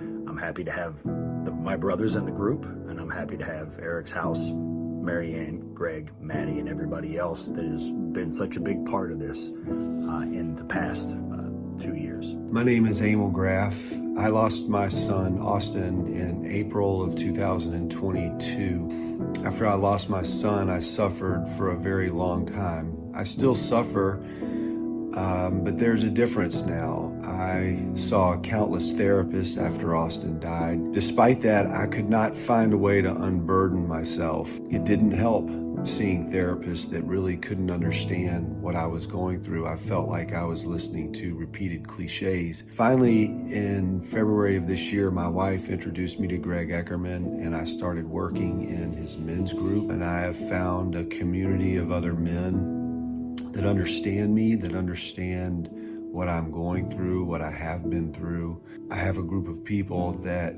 are there for me at all times, and it has made all the difference in the world for me in my grieving process. And honestly, I don't know where I would be without Greg and EricsHouse and the space that they have provided for me in these men's groups to manage my grief and my sadness. I feel that it is shared now. Like I said, that has made all the difference in the world. Thank you, Greg, and thank you, EricsHouse. Hey, I'm Mike. March 22nd of this year was probably the worst day of my life. We lost my brother Robert to suicide. And needless to say, the months that ensued were the darkest and hardest of my life. And I broke, and I was in a really bad place. By the grace of God, my mom discovered EricsHouse. She herself joined the women's group, and she recommended that I check out the men's, and I was so desperate and low, I was willing to try anything that would make me feel 1% better. Joining the EricsHouse men's group was one of the best decisions I have made this year, for sure. It was so comforting to be in a small group of people who had literally walked in your shoes, and it really was instrumental in my grief journey and to getting out of this rock bottom place. My name is Ben. And last year, my daughter, Jane, died by suicide. In the various groups that I've been a part of as a grieving person, something I've noticed is that they're mostly women. And it has made me, wonder where the grieving men are and who's supporting them. Finding the EricsHouse men's group was wonderful. It is really powerful to have the fellowship of a group of men who can talk with each other from male point of view about sorrow. Anyone who has been through intense grief will tell you that it's incredibly isolating, and I think perhaps it's especially isolating even for men. So this group is a lifeline, and I can see every week what a difference it makes. I'm Cody Campbell, and this is my son, Xander. We lost Xander to suicide. We were lost. We were stuck with the task, with the burden, with I don't know what you call it. We're stuck with it. And then as soon as I went to my first men's group, it was such a relief to be able to talk and share. And ever since my very first meeting, I have looked forward to it every single week. I continue to look forward to it, and we've made some great connections with people in it. I just recommend it for any person who's hurting from a loss, but especially for us men, because we don't do this very good on our own. Hi everybody, my name is Carter Mayberry. Our son Ashton died from suicide on January 28, 2014. I found the Men's Grief Support Group when I was kind of stuck. The Men's Grief Support Group helps me because there are other men who are experiencing similar feelings that I'm experiencing, and just the love and support they provide is invaluable and indescribable. My name's Andrew, and I lost my wife Effie to suicide in December of 2022. Pretty quickly found Eric's house and got joined up with the group pretty quickly.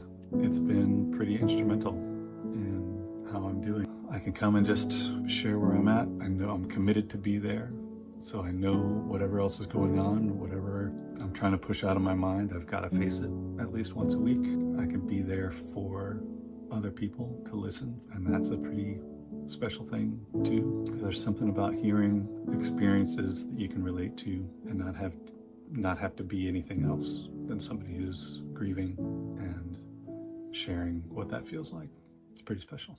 Every year in October, we do a fundraiser, and that fundraiser is really key to our ongoing success. And the monies that we bring in the October fundraiser are a big part of what allows us to keep our doors open. One of our key tenets is that this is a painful experience, and always will be.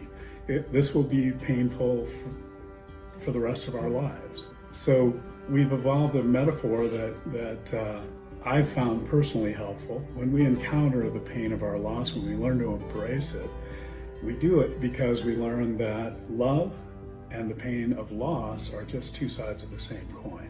And the interesting thing about that metaphor is both sides of a coin, of course, are exactly the same size. And so the metaphor of the coin led us to a project to develop our own EricsHouse coin. It is very tactile, and it becomes a tool to sort of aid in learning to dose. If we can encounter the pain and learn to flip the coin and look at the love behind it, then that gives us a way to meter our exposure. It's really perhaps the most important survival tool that we can learn. I like the metaphor that one side can represent our grief and the other side can represent the love that we feel for the person that is, and mentally trying to flip that coin over whenever the grief starts to become overwhelming. I absolutely love the coin that they developed. I mean, it is so true. You know, the amount of pain equals the amount of love. And I bought one not only for myself, but for my mom and dad. And it's just a great reminder to have in your pocket, especially when you're feeling low and dark, that on the other side of that is profound love. And the magic of it is that you can be in a group of people where you look at every man and know that he appreciates the intensity of the pain and equally appreciates the meaningfulness of the love. It's connecting and it's meaningful. We also have a lot of other resources that address some of those sort of more holistic needs. We have spiritual companioning, links to counselors who are very, very good at this. It's really important to recognize that you don't have to tough it out and that you don't just get over it. And most certainly, it's not true that time heals all wounds, but it does take time and it takes hard work. This is probably the hardest work that any of us will ever do, and we shouldn't do it alone. If you're able, we need your support. We operate on a very bare bones kind of structure. Almost every dollar we get goes to services, and we have found that the need for our services is growing exponentially. So if you're able, if you're willing, we would love to have your support. I promise you, we make very good use of the money. Obviously, we welcome support at any level. You can process your credit card for as much as it will bear. You will enable us to continue our mission and to reach more people.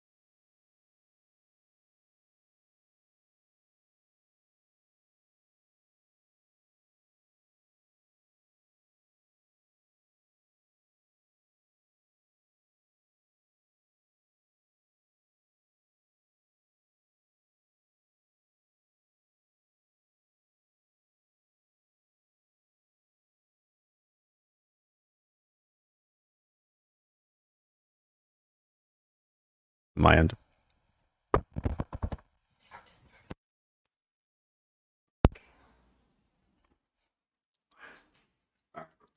For those of you who can't lip read very well, I'll repeat that. Unfortunately we lost Mike in early July this summer to a very unexpected cardiac event. It was a tragic loss, and I'm joined here this afternoon by Jerry Ann Heslin, Mike's mom, because I really wanted to honor Mike's contribution to our men's groups and then subsequently in our sibling group, and especially to kind of share my feelings. It was such an honor for me to walk alongside Mike in his journey from that first men's group, which was very shortly after Robert died, and just to see how he kind of grew into the role. He really became the glue for the groups that he was in. And I just wanted to have you share your story. Oh, by the way, this is Mike's picture. And Jerry Ann, I wanted to ask if you would share your story, your observations. I mean, you and Mike were going through very similar grief journeys, and I know you were very, very, very close to each other. But I just wanted to get your observations of Mike's journey. Thank you, Greg. Yes, Michael and I were going through it as my other siblings were, or my kids were. Andrew, Tim, and Anna, and my beloved husband, John. And it was a shock last March. And I found out about EricsHouse through my friend at St. Bridget's, and Marianne and Carolyn shepherded us in this beautiful mothers group. And Michael, like he said, he hit a dark place. He needed, some help in asking out for some healing. And you can see what a beautiful soul he was and is. I'm here to honor not only Michael, but my son, Robert, who we lost last March, because I believe they're with us right now, right here, and very much alive with us. Michael came to me. I said, you need to join EricsHouse. And the first group he joined was the dad's group. It turned out to be all dads. Except for Mike. And that was such a beautiful thing to watch. And at first he said, Mom, I don't think I fit in. I'm not a dad. I lost my brother. And then after the second session, he called me and, he said, Mom, he said, a strange thing happened. We started talking, and these dads started sharing their feelings with me about the loss of their son and daughter.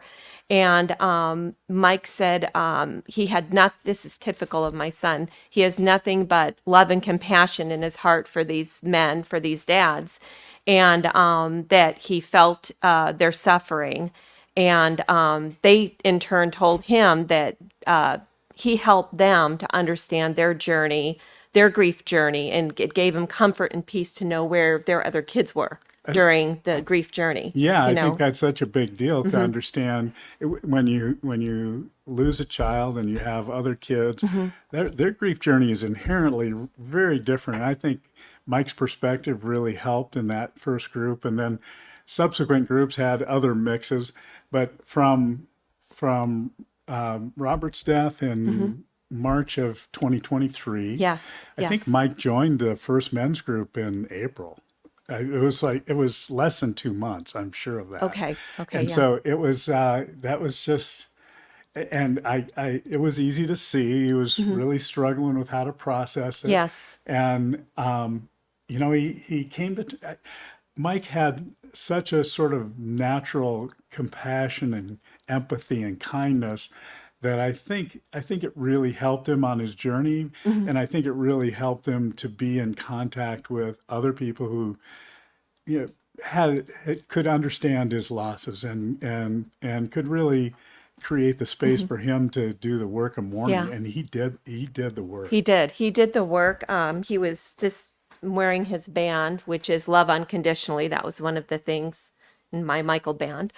He was not only, Greg, you mentioned the glue of these groups. He was the glue of his family, of his friends, and I thought, I've got to be here today to continue him. He is definitely saying, Mom, you got to be there for me. But the sibling group that he joined afterwards, it really helped him to heal, because he said that it it basically they're in the same shoes of losing a sibling, and that they became a family of support, a safe space to share their innermost sufferings and in their loss, and they comforted each other, and they continue to communicate almost on a daily basis with these dads and these siblings. And Michael said, Mom, just knowing that they're nearby and they're there for me, it just reassures me in my grief that I'm not alone. Yeah. So that really was the key for him to have that, the companions of the siblings and the dads. And Mike was, especially in the sibling group, that was our very first sibling group. And Mike was the connector in that group. He kind Typical. of rallied everybody. Yeah. I think he initiated the text chain that they were, they used the heck out of that like every day, Yeah. I think. And so it was really a beautiful thing to unfold. Yes. And, it did such wonderful things for everybody in that group. So we just wanted to honor Mike and respect the contributions that he made to our groups, and thank him again for that beautiful video, and Nick too. Yes, and Nick, I'm wearing orange because it's October, Halloween, your favorite holiday. So this is for you, Nicholas. This is Mike's husband, Nick, who we love dearly, and you did such a great job on that video last year. And thinking of all of Mike's friends out there, and family, and his dad and siblings. But Mike was definitely love in motion. I think he still is love in motion. And when Marianne called me and reached out to me, it was actually sweet Maddie reaching out to me to come on. I was like, I had this Michael in my mind going, Mom, you got to be there. I was there. Who else is going to do this, Mom? So I do feel Michael here with me right now, and Eric's house and just companioning, walking through with Mike, I think really helped him. Like I said, to feel like he was not alone. He's like calling me every day, Mom, I'm talking to a sibling, I'm talking to one of the dads, and they were so tight. And it went from they're all dads, I'm not a dad, Mom, to then he called them, they're my bros. So it was so sweet and endearing, but so healing, and it spilled over to the family, and made me feel comforted as his mother that he was healing. I mean, that right there was gold to me, that he was getting comfort and in his grief and in his deep loss of our sweet Bob Robert.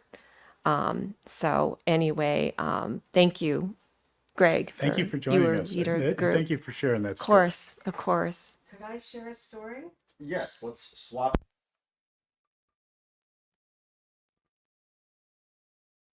Which is perfect. We love that. Makes it exciting. Makes it exciting. So, I also really, Jerry Ann, I'd like to acknowledge you for the great mother that you are, and for the great children that you have raised.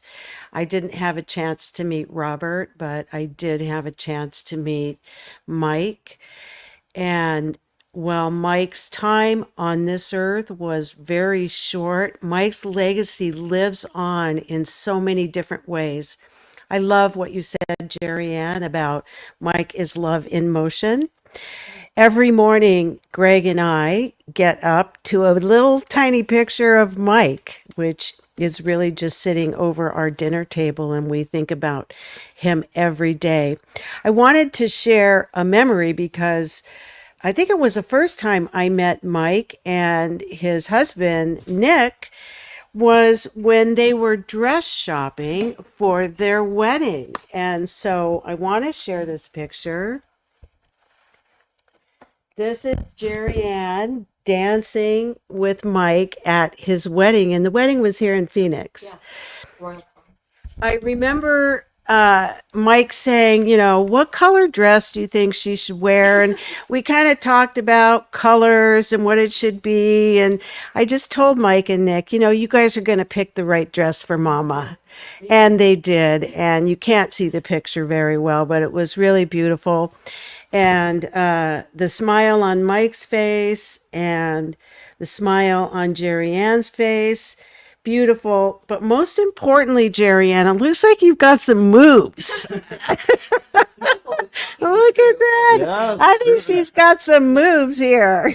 So, Thank you, Mary. anyways, that's it really has been such an honor to be able to work with Mike and Jerry Ann. It's a privilege for really the entire team at EricsHouse, and we'll just continue to surround you with love.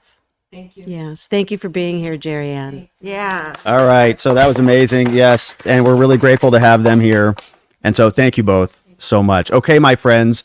So that was the men's group, Men's Grief, Jerry Ann, and what a story. Of course, now we're going to pause for a moment and check back in on how we are doing here with our fundraising, because we got some good stuff coming.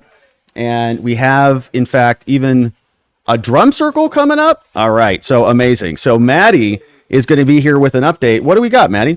Yeah, so our auction is up to $6,916. We still have 65 items with no bids, so grab those while you can. We have some hot items, though, that a lot of people are bidding on, including the Hammock Cove in Antigua, Pineapple Beach in Antigua, Dinner for Two Texas Roadhouse. You cannot go wrong with those rolls. A meal at Shake Shack and a stay at a 5-star resort in Panama. A lunch for a week at In-N-Out. And some of the items with no bids include the champagne train in Scottsdale, a basket from Wish Beauty, golf in Sacramento, a getaway in Cancun, and a month of fitness at 9 Round. So bid on those while you can. And we're just getting ready to have Andrew Ecker do a wonderful, lively drum circle for us. All right. We can hear him over there. What's up, Andrew? I hear you getting set up over there. Do you need a couple minutes? We getting? No, I'm good. We're ready to have you here.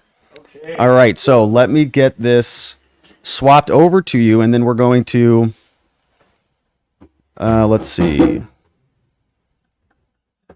Why is this?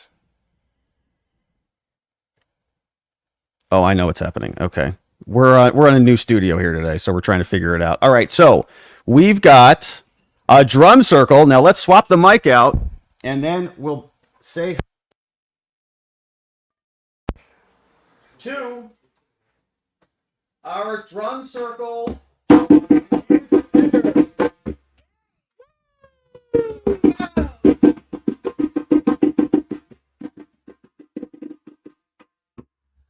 Well, I just wanted to come here and just share my support for EricsHouse and all of the amazing work that this awesome grassroots nonprofit organization has been doing. And this really touches home this week specifically. I lost a friend of mine to an overdose, and my friend Randy LaRose, he was a person that I used with, and this week him and his nephew both were using, and both tragically lost their lives to this horrible crisis that we're experiencing. And you can see all over the internet right now a conversation going on about the war in Palestine, the war with Israel and Palestine, the war with Russia and Ukraine. And we have lost well over 100,000 people in this crisis. If you were to take the Iraqi war, the Vietnam war, the Afghanistan war, and the war in Israel and Palestine and combine those numbers, you would still be under the numbers of people that have lost their lives in this crisis. And I don't know why we are literally not in the streets right now.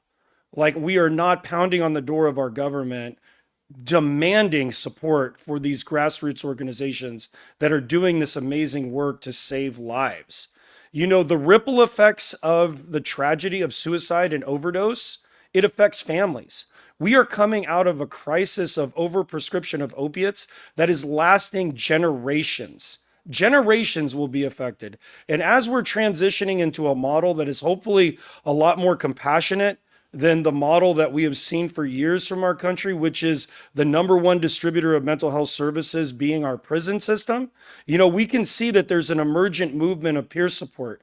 And at the heart of EricsHouse is this movement of peer support, being together and allowing ourselves to process the struggle. Myself, both of my parents died of drug-related causes. My mom from a cocaine overdose and my father from cirrhosis of the liver caused by hepatitis C. Cousins, uncles, so many of my family members have been affected. And these are needless deaths. These deaths are happening and they can be stopped. And we as a community, when we support each other, and we get out there and we say, yes, I'm going to be vulnerable. Yes, I'm going to talk about what I'm going through. And I'm going to reach out for resources such as drumming, such as mind-body connection, yoga, breath work, all of the different things that we're doing with this really transformative movement of not just mental health, but I'm talking about whole person health, and most importantly, families and communities. That's what I've seen from EricsHouse. That's what this movement is about. And that's what your dollars are going to. Your dollars are going to restore people, families, communities, and ultimately our relationship with each other. This is very important work that needs to be done. And thank God for EricsHouse and all of our relations that are doing this amazing, amazing work. So I just wanted to come here and just, open up my rhythm, share with the community, and just let everybody know, if we keep giving, things are going to work out. Rise up this morning, smile with the rising sun. 3 little birds perched by my doorstep, singing sweet songs, melodies pure and true. Singing, this is my message to you. Singing, don't worry about a thing, because every little thing gonna be all right. Singing, don't worry about a thing, because every little thing, even that thing, gonna be all right. We've been able, through the amazing work of organizations like EricsHouse, reach a level in our work with recreational drumming and sound medicine. Now we're partnered with the U of A.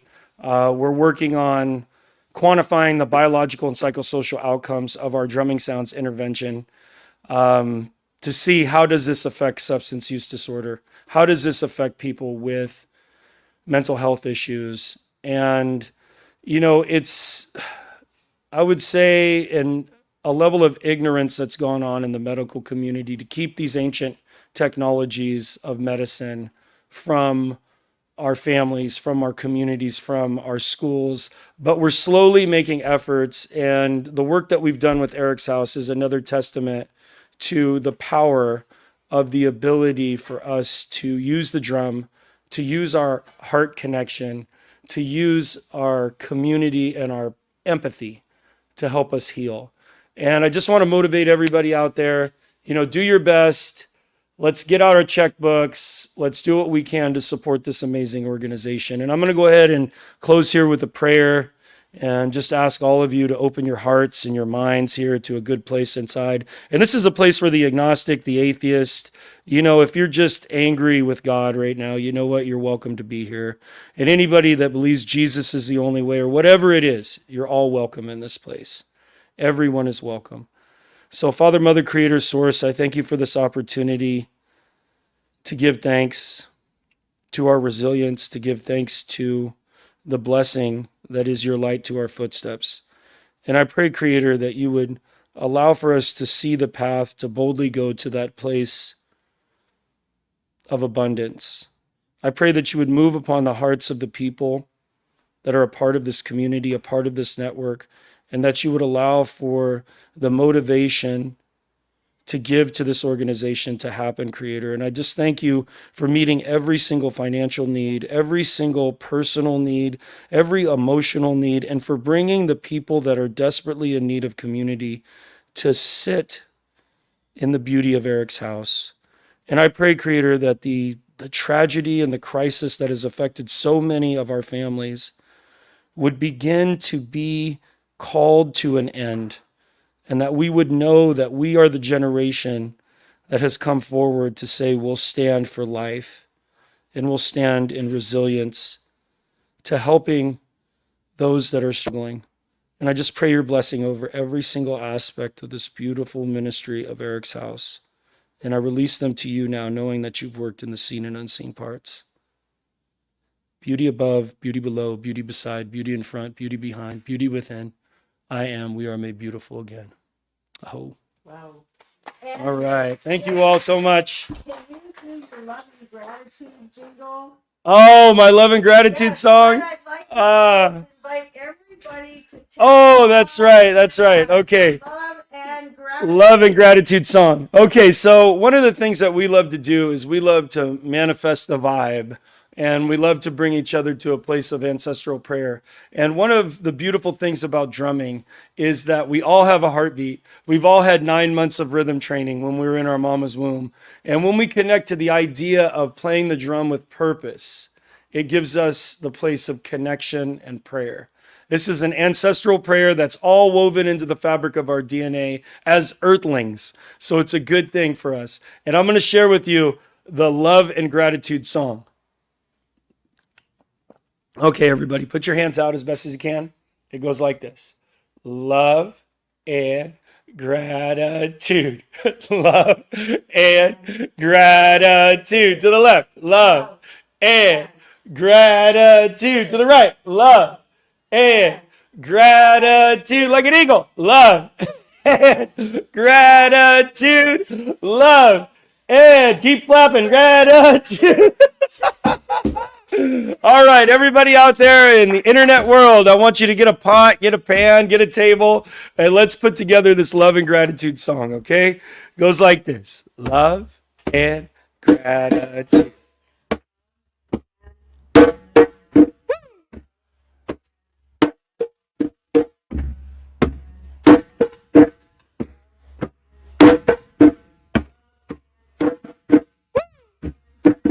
Love and gratitude, love and gratitude, love and gratitude, love and gratitude.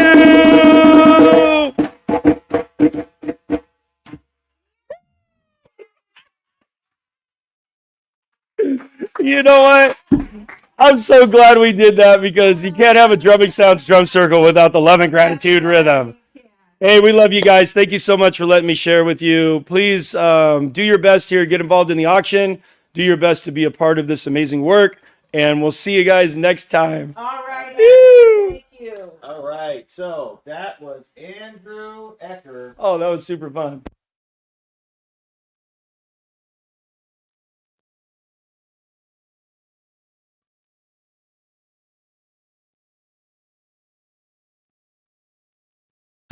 It's a full one. All right.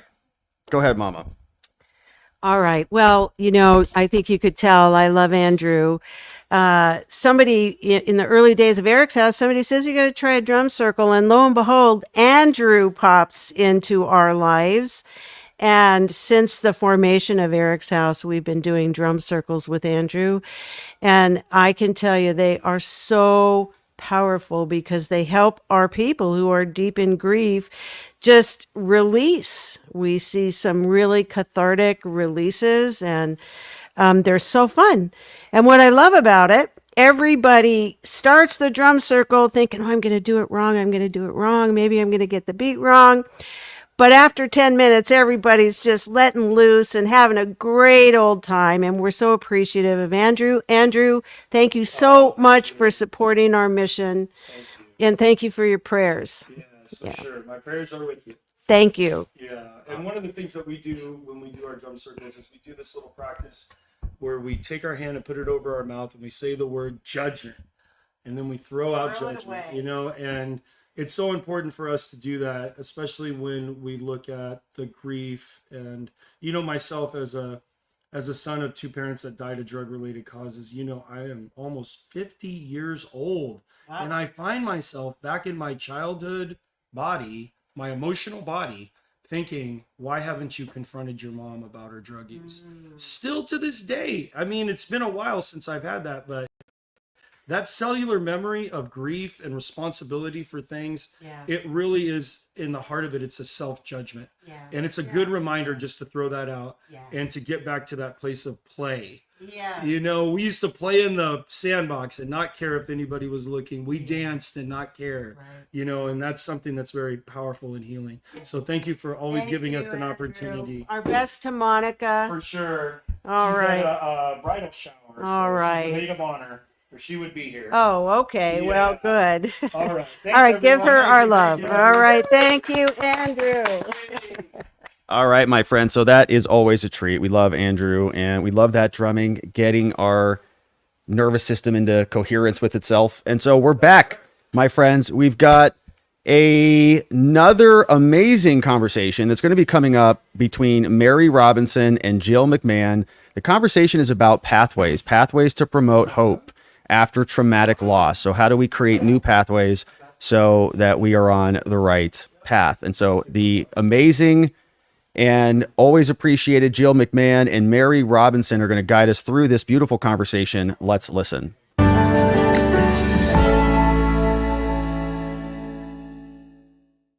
Hi, my name is Mary Robinson, and I'm here with grief and trauma specialist Jill McMahon. She specializes in loss due to suicide. I work as a psychotherapist with a focus on grief, trauma, and bereavement. We are here to talk about the possibility of hope, healing, and even transformation after suffering a traumatic loss. So, hi, Jill. Hi, Mary. How are you? How fun that they chose you and I to kind of swoop into the middle of their big day and have this important conversation. I'm glad to get to do that with you. I'm very happy to do it with you and to be here supporting EricsHouse. So I thought it might be a good idea, since we're going to be talking about coping with traumatic loss and trauma, if we start off by just defining what we mean by trauma in our talk today, because the word is used a lot, but we're going to be using the word very intentionally. So I thought it would be good if you could start with a definition. I actually love that you asked that, and you bring up a really good point, especially now in 2024. Trauma is a bit of a catchy phrase currently, right? And EricsHouse is very centralized and passionate around their definition of trauma and what their work really does to serve trauma. So I found what I feel is a definition that resonates the best with me in trauma work that I've done for over 25 years. And it's a person's experience of emotional distress resulting from an event that overwhelms the capacity to emotionally digest it. So I'm going to say that one more time, because I think it's a lot of words, but it actually makes a lot of sense. A person's experience of emotional distress resulting from an event that overwhelms the capacity to emotionally digest it. So in other words, in short and layman's term, it's when an event is just too much for the brain to digest, right? Yeah. And that could be anything depending on the person. So I love that you wanted to bring up what is trauma, especially with our audience today, because what is traumatic for one person isn't necessarily traumatic for the other person, right? So that's why I think that definition really suits. Yeah, that's a great point. And I also think that, people, when they use the word trauma, just assume that, people are traumatized, but exactly what you said, two people can experience the exact same thing, and one could be traumatized and someone else not. And I Exactly. think that one of the things that EricsHouse does so brilliantly is to provide the kind of support that people need after what you might say is a traumatic loss. In EricsHouse specifically suicide and loss due to substances. You're right. So, I love to tell people you can experience trauma, but a trauma doesn't have to leave you traumatized if you There you go. get support. Right. Yeah, So I think you and I could even dive deeper into that, and we won't today, but you know, a topic for maybe next time for anybody who's Yes. watching. You know, Yes. people hear the term trauma and then they go instantly to PTSD. And Yes. I have the same opinion about PTSD as you just had about trauma. You know, not everybody that's been traumatized is going to experience PTSD. Actually, it's less than 20%. But again, that is a very popular phrase right now. Yeah. So we just opened up with what is trauma, and it's a little bit different for everyone, but at the end of the day, it's any event that just feels like more than the brain can handle. Right. Got it. So can you talk about what it's like for people to experience trauma physically and emotionally? Ooh, yeah, because I think that it's typecast, right? So EricsHouse specifically, and I know that all of our viewers now hopefully have a greater understanding of EricsHouse mission and the population that we serve, but EricsHouse really takes a stand for those that have experienced sudden loss, particularly suicide, or drug overdose, loss due to drug use. Oftentimes those are sudden and scary, even if there has been a struggle before, right? And so that type of unexpected loss, even if there were 10 suicide notes written before, for some reason that day, that time, that month, we're shocked, and we never really believed that our person was going to do it, or we thought they were getting better, or we thought that they were using less, or we thought that they had gotten help, right? So it's a shock to our system.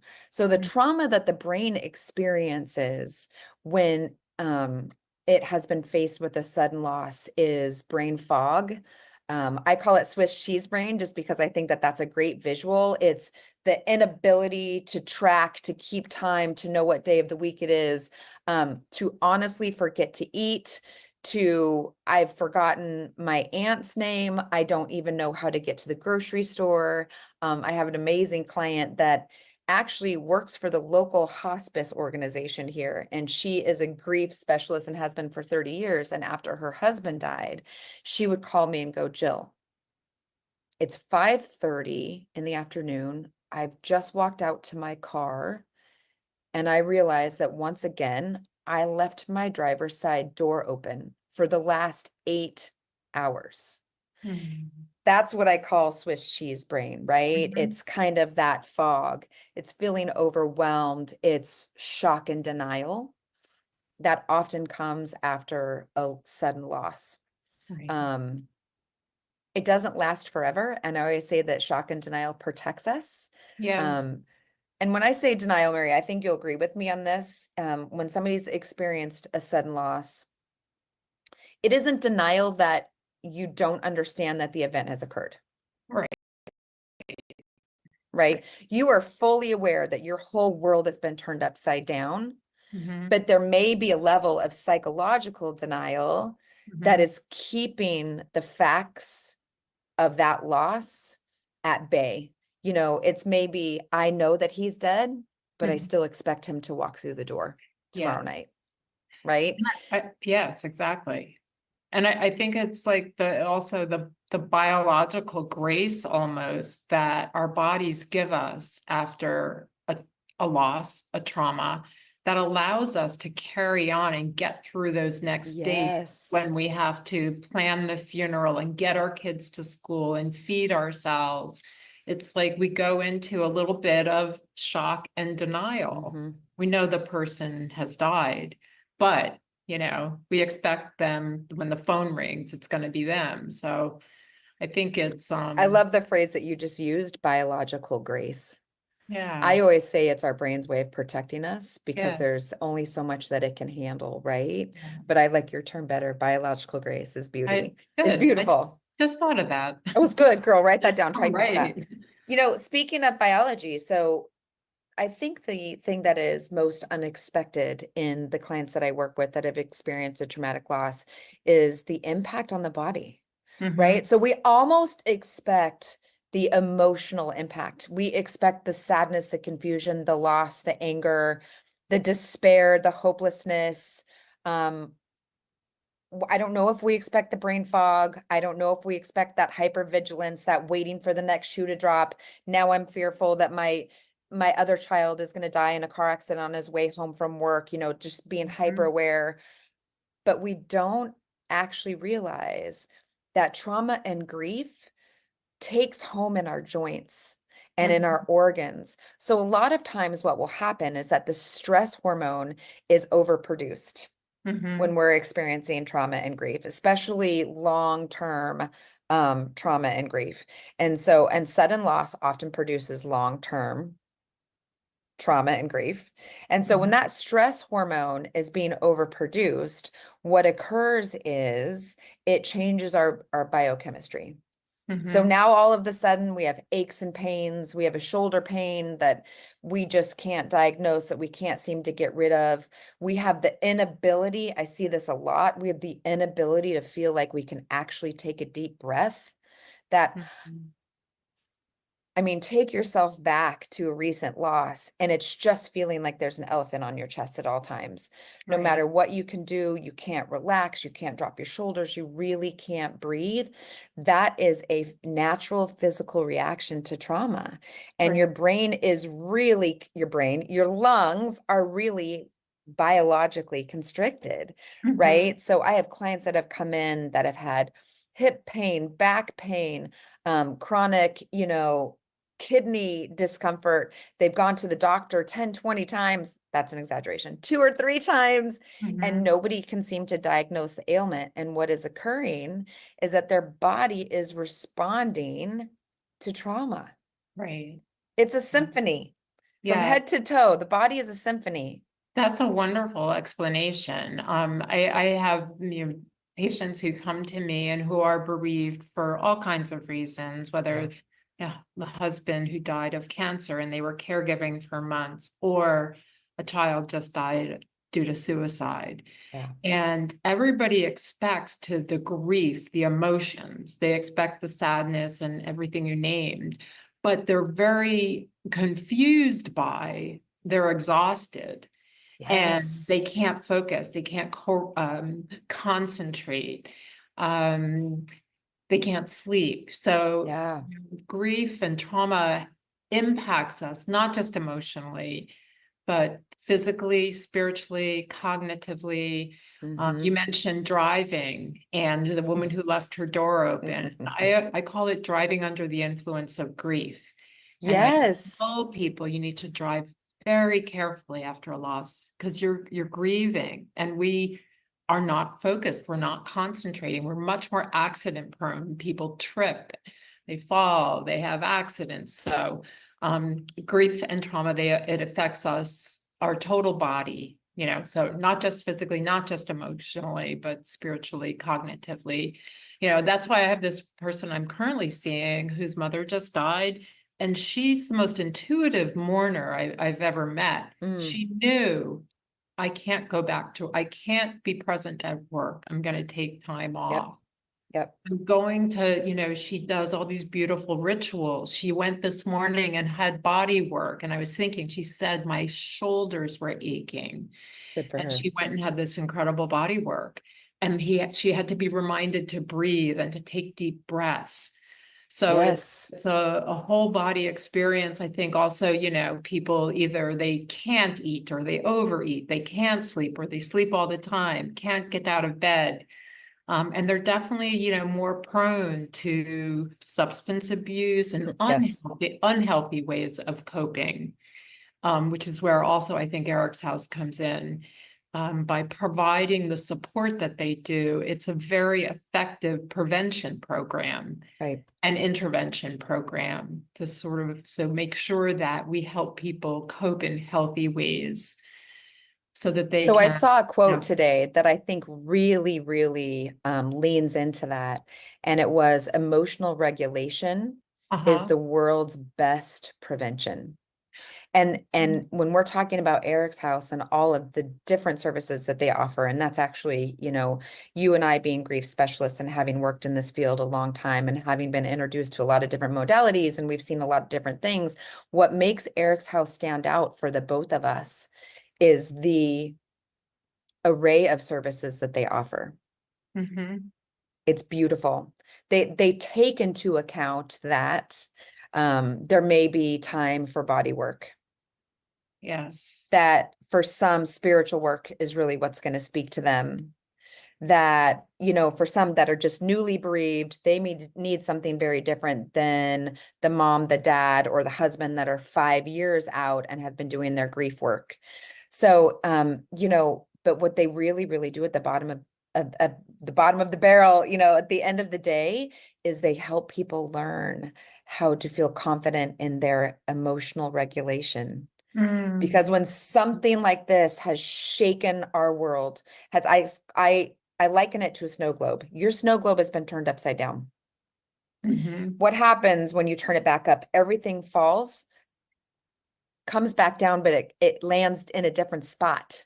So your world isn't even recognizable. You need to learn how to regulate differently because you're a different person than you were before this trauma. And I think Eric's House is so good at recognizing that. Right, absolutely. Yeah. I'm curious if you don't mind saying a little bit more about what does that, like, emotional regulation, how does someone do that? I had a patient the other day who said, I'm not emotionally regulated. But so what does a person, not everybody knows those words. Yeah. So Yeah. how do people learn how to do that for themselves? Well, first and foremost, which we won't go into, but I think anybody who's watching this will agree, you know, even people that have not been traumatized still struggle with their emotional regulation, right? That's for I mean, sure. we see it left and right, but it's really learning how to zone in, manage, and fine tune those emotions that you feel are controlling you, that they're running haywire up here, right? And you don't know, you feel so out of control. So emotional regulation, I would say, first and foremost, group work. Yeah. Being able to sit in a circle with other people and listen to their story, which is not easy, and listen to their pain, which is not easy, realizing that you're not alone, learning that you can't talk out of turn, that you can't tell them what to do, that, you know, they are also feel just as out of control as you are. That helps to calm that nervous system and find some emotional regulation. And then, you know, there are all sorts of things. It's breath work and body work and moving your body and mindfulness. Yes.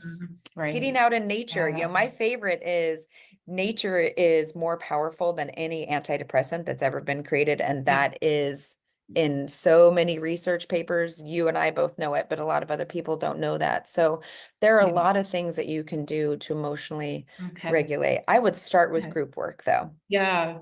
And Yeah. I think that going back to what you're saying about the offerings of Eric's House, the fact that they offer groups, they offer one-on-one, the spiritual coaching, the body work, and like for some people, they're not ready for a group because they would be overwhelmed by hearing other people's stories. So they get to, you know, choose the one-on-one, and when they're ready, be in a group. And remember, this is at a time in your life where you feel like you were never in control to start with because your entire world has just been turned upside down. So for those fortunate individuals that do find Eric's House, to be given the option, it's not just, this is our program, this is our protocol, you need to follow it, or we're not for you. It's okay, you can't do group work right now. Well, we're going to try to meet you where you are. And that's, again, what I think draws both you and I to one of the things that draws us to Eric's House, because it's not all that common. I know that we probably have on this, you know, this call today, I want to say call in today's fundraiser, some individuals that maybe haven't experienced this trauma live and in person, but of course know somebody that has, right, or are interested and have tuned in today because their girlfriend has experienced a loss to suicide, or, their best friend has lost a brother to substance use.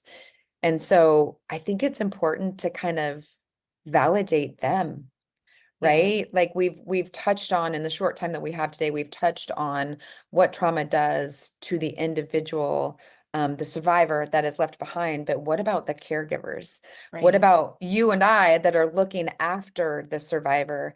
I always feel like they're kind of forgotten. Does that resonate with you?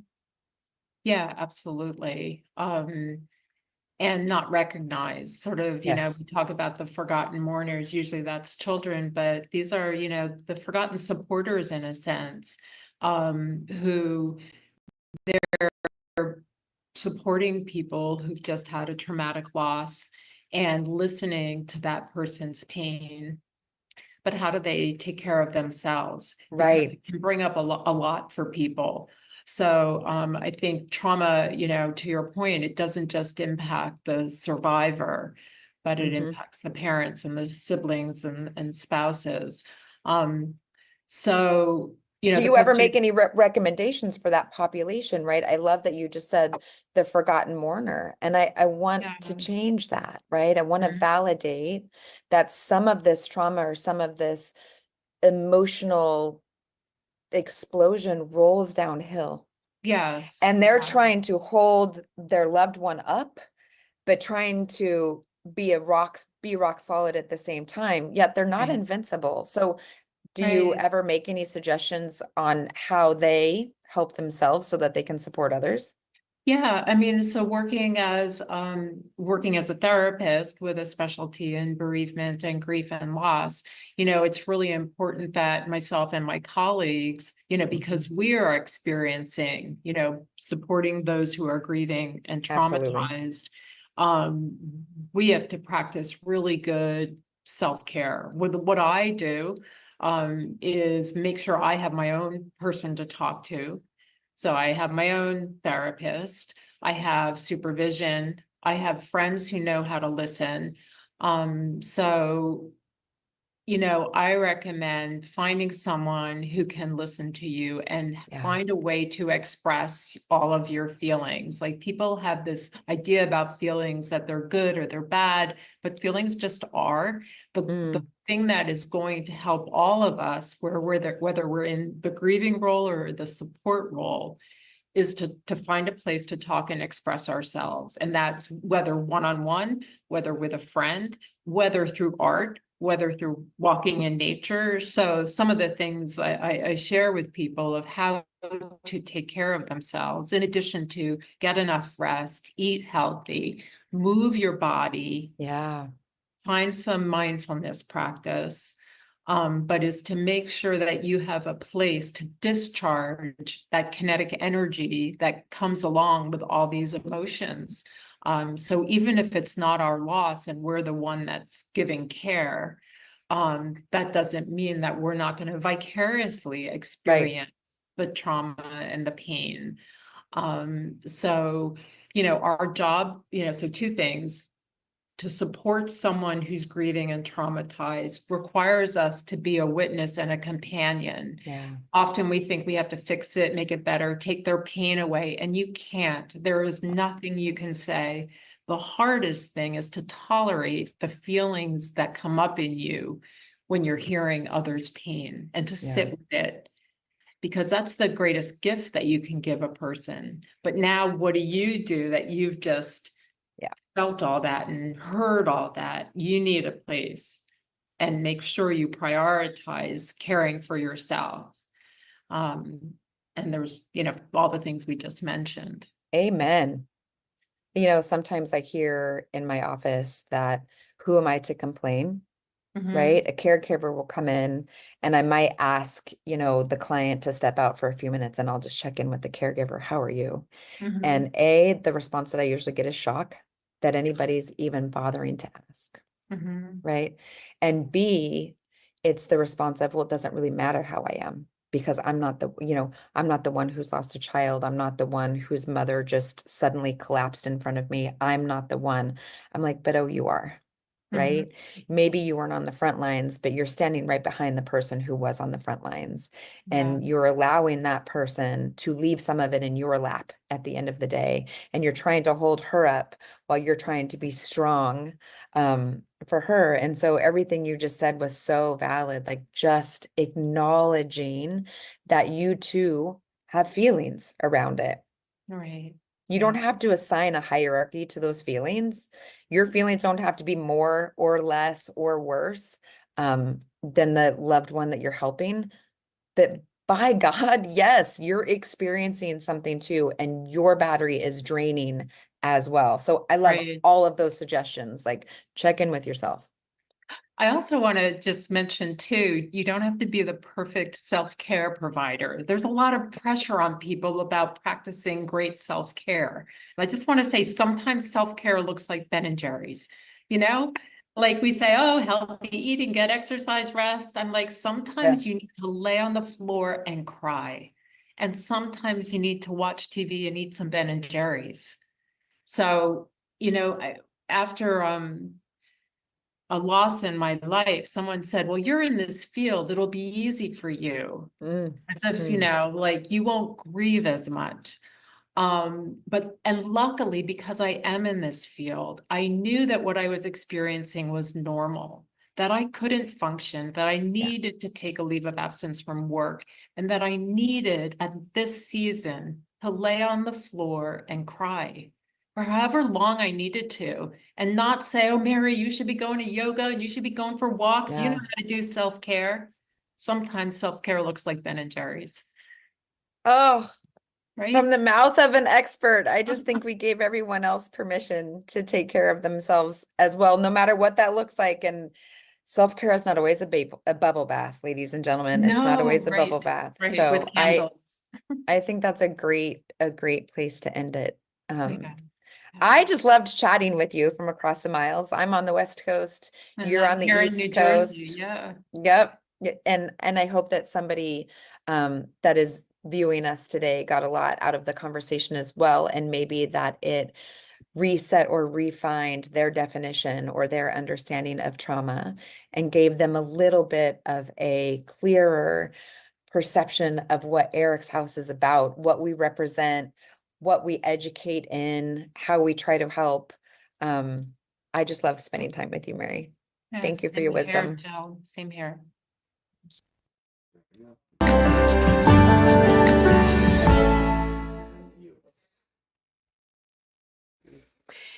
Wow, Jill and Mary, thank you so much. You are both just full of wisdom, and we appreciate you sharing all of that with our people. In case you didn't know, Jill has been involved in EricsHouse since its inception, and she was my very first stop on the journey, and I don't think I could have made it without her. And Mary is the founder of Good Grief and Imagine, both organizations that support the grieving process. And so we are so grateful to have you both as part of the EricsHouse team. Now, having said that, I wanted to share that Greg and I know a little bit about Swiss cheese brain and what did she call it? Emotional dysregulation. Yeah. Why don't you share our story? Well, it's easier for me to understand Swiss cheese brain. Our story actually starts a couple of weeks after we lost Eric, and we were up at our cabin and all just kind of working through the days. And I was out wandering aimlessly through the forest, and at some point realized I'd lost our keys, the only set of keys that we had with us. And so, of course, I started retracing my steps, and I retraced them again and again and again, until eventually I started searching in places that I knew I hadn't been in. And finally, I got to the point where I concluded that the squirrels must have stolen my keys. I must have dropped them, and the squirrels picked them up, and they were hiding them from me. And the situation was just hopeless. We were lost. We were lost. We had to have somebody bring us some keys. We did. We had a friend come up from Phoenix and bring us a spare set of keys. And the good news is the following summer, our neighbor found the keys. Called me over. Do you know anything about why these keys are sitting here by the tree? But I have to say, I still don't have a very good relationship with those squirrels. I don't trust them at all. I don't trust you with the keys. So in our next segment, we're going to talk a little bit about prolonged grief disorder. And I think it's a really important thing, especially for those people bereaved by these tragic losses of suicide or substance abuse, because it takes a long time. You know, the stigma around both sets of losses kind of inherently makes them very complicated. It's tough to sort through, and just like Swiss cheese brain, it affects you in so many ways. And so I think it's really important for people not to get a message that they should be doing it faster, that they should, that there's some sort of prescribed timeline to get to healing. And so I think Allan really addresses that very thoroughly in this next segment, and I hope you all enjoy it.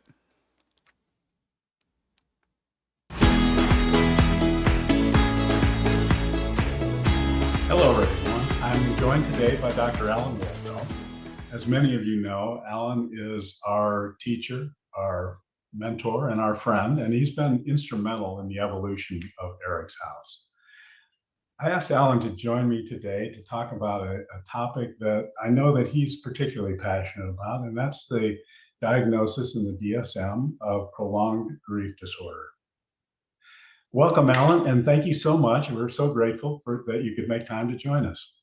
Greg, it's an honor to be with you. Thank you so much. I appreciate our relationship between the Center for Loss and Life Transition and EricsHouse. It's an honor. It has been an honor for us and very formative.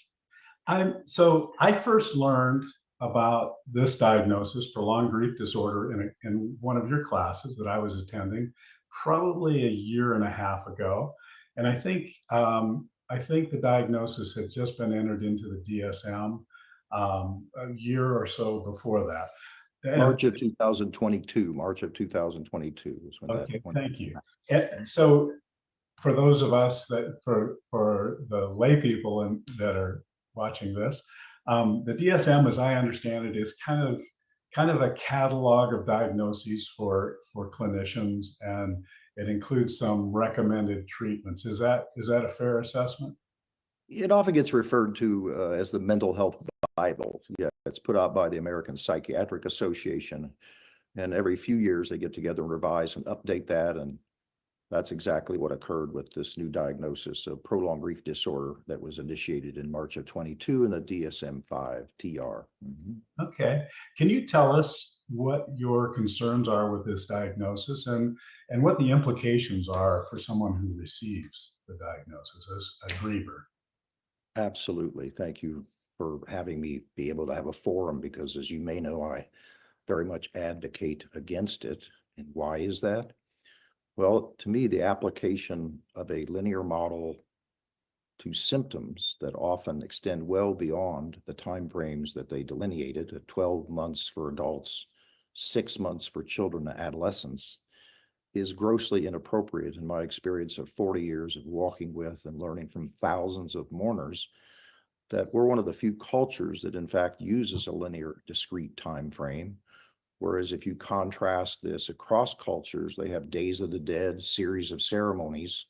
But as we become, I guess, Greg, more what I and other authors have termed mourning avoidant and emotion phobic, there's been more of a push toward cure instead of care. And when that happens and it evolves out of a traditional medical model, then you see the evolution of these criteria being interfaced with linear time frames.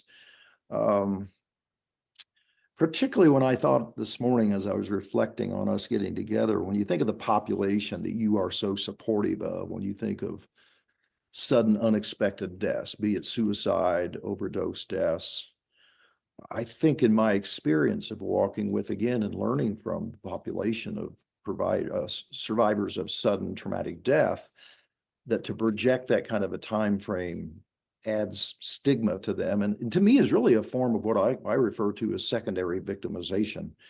It increases that stigmatization and is really counter to a mantra that I know that you've heard me say in my trainings, that with people in grief doing the best they know to do, that there should be no rewards for speed. And in fact, what this diagnosis does is say, essentially, the faster you do this, the more you're less likely to have a disorder, when in fact grief is recursive. There's nodal events that come up where you have more heightened symptoms again that aren't tied to 6 or 12 months.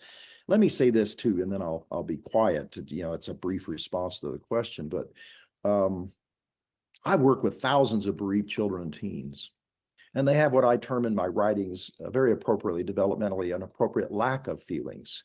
And so for clinicians to decide that if they have these criteria after 6 months is so grossly inappropriate, because they're going to do a lot of natural catch up, more active mourning after they use the normal defense that I've written about in the childhood grief literature as the apparent lack of feelings. Doesn't mean that underneath that they haven't taught us they're very impacted by being bereaved, which I remind our listeners means literally to be torn apart and have some very unique needs.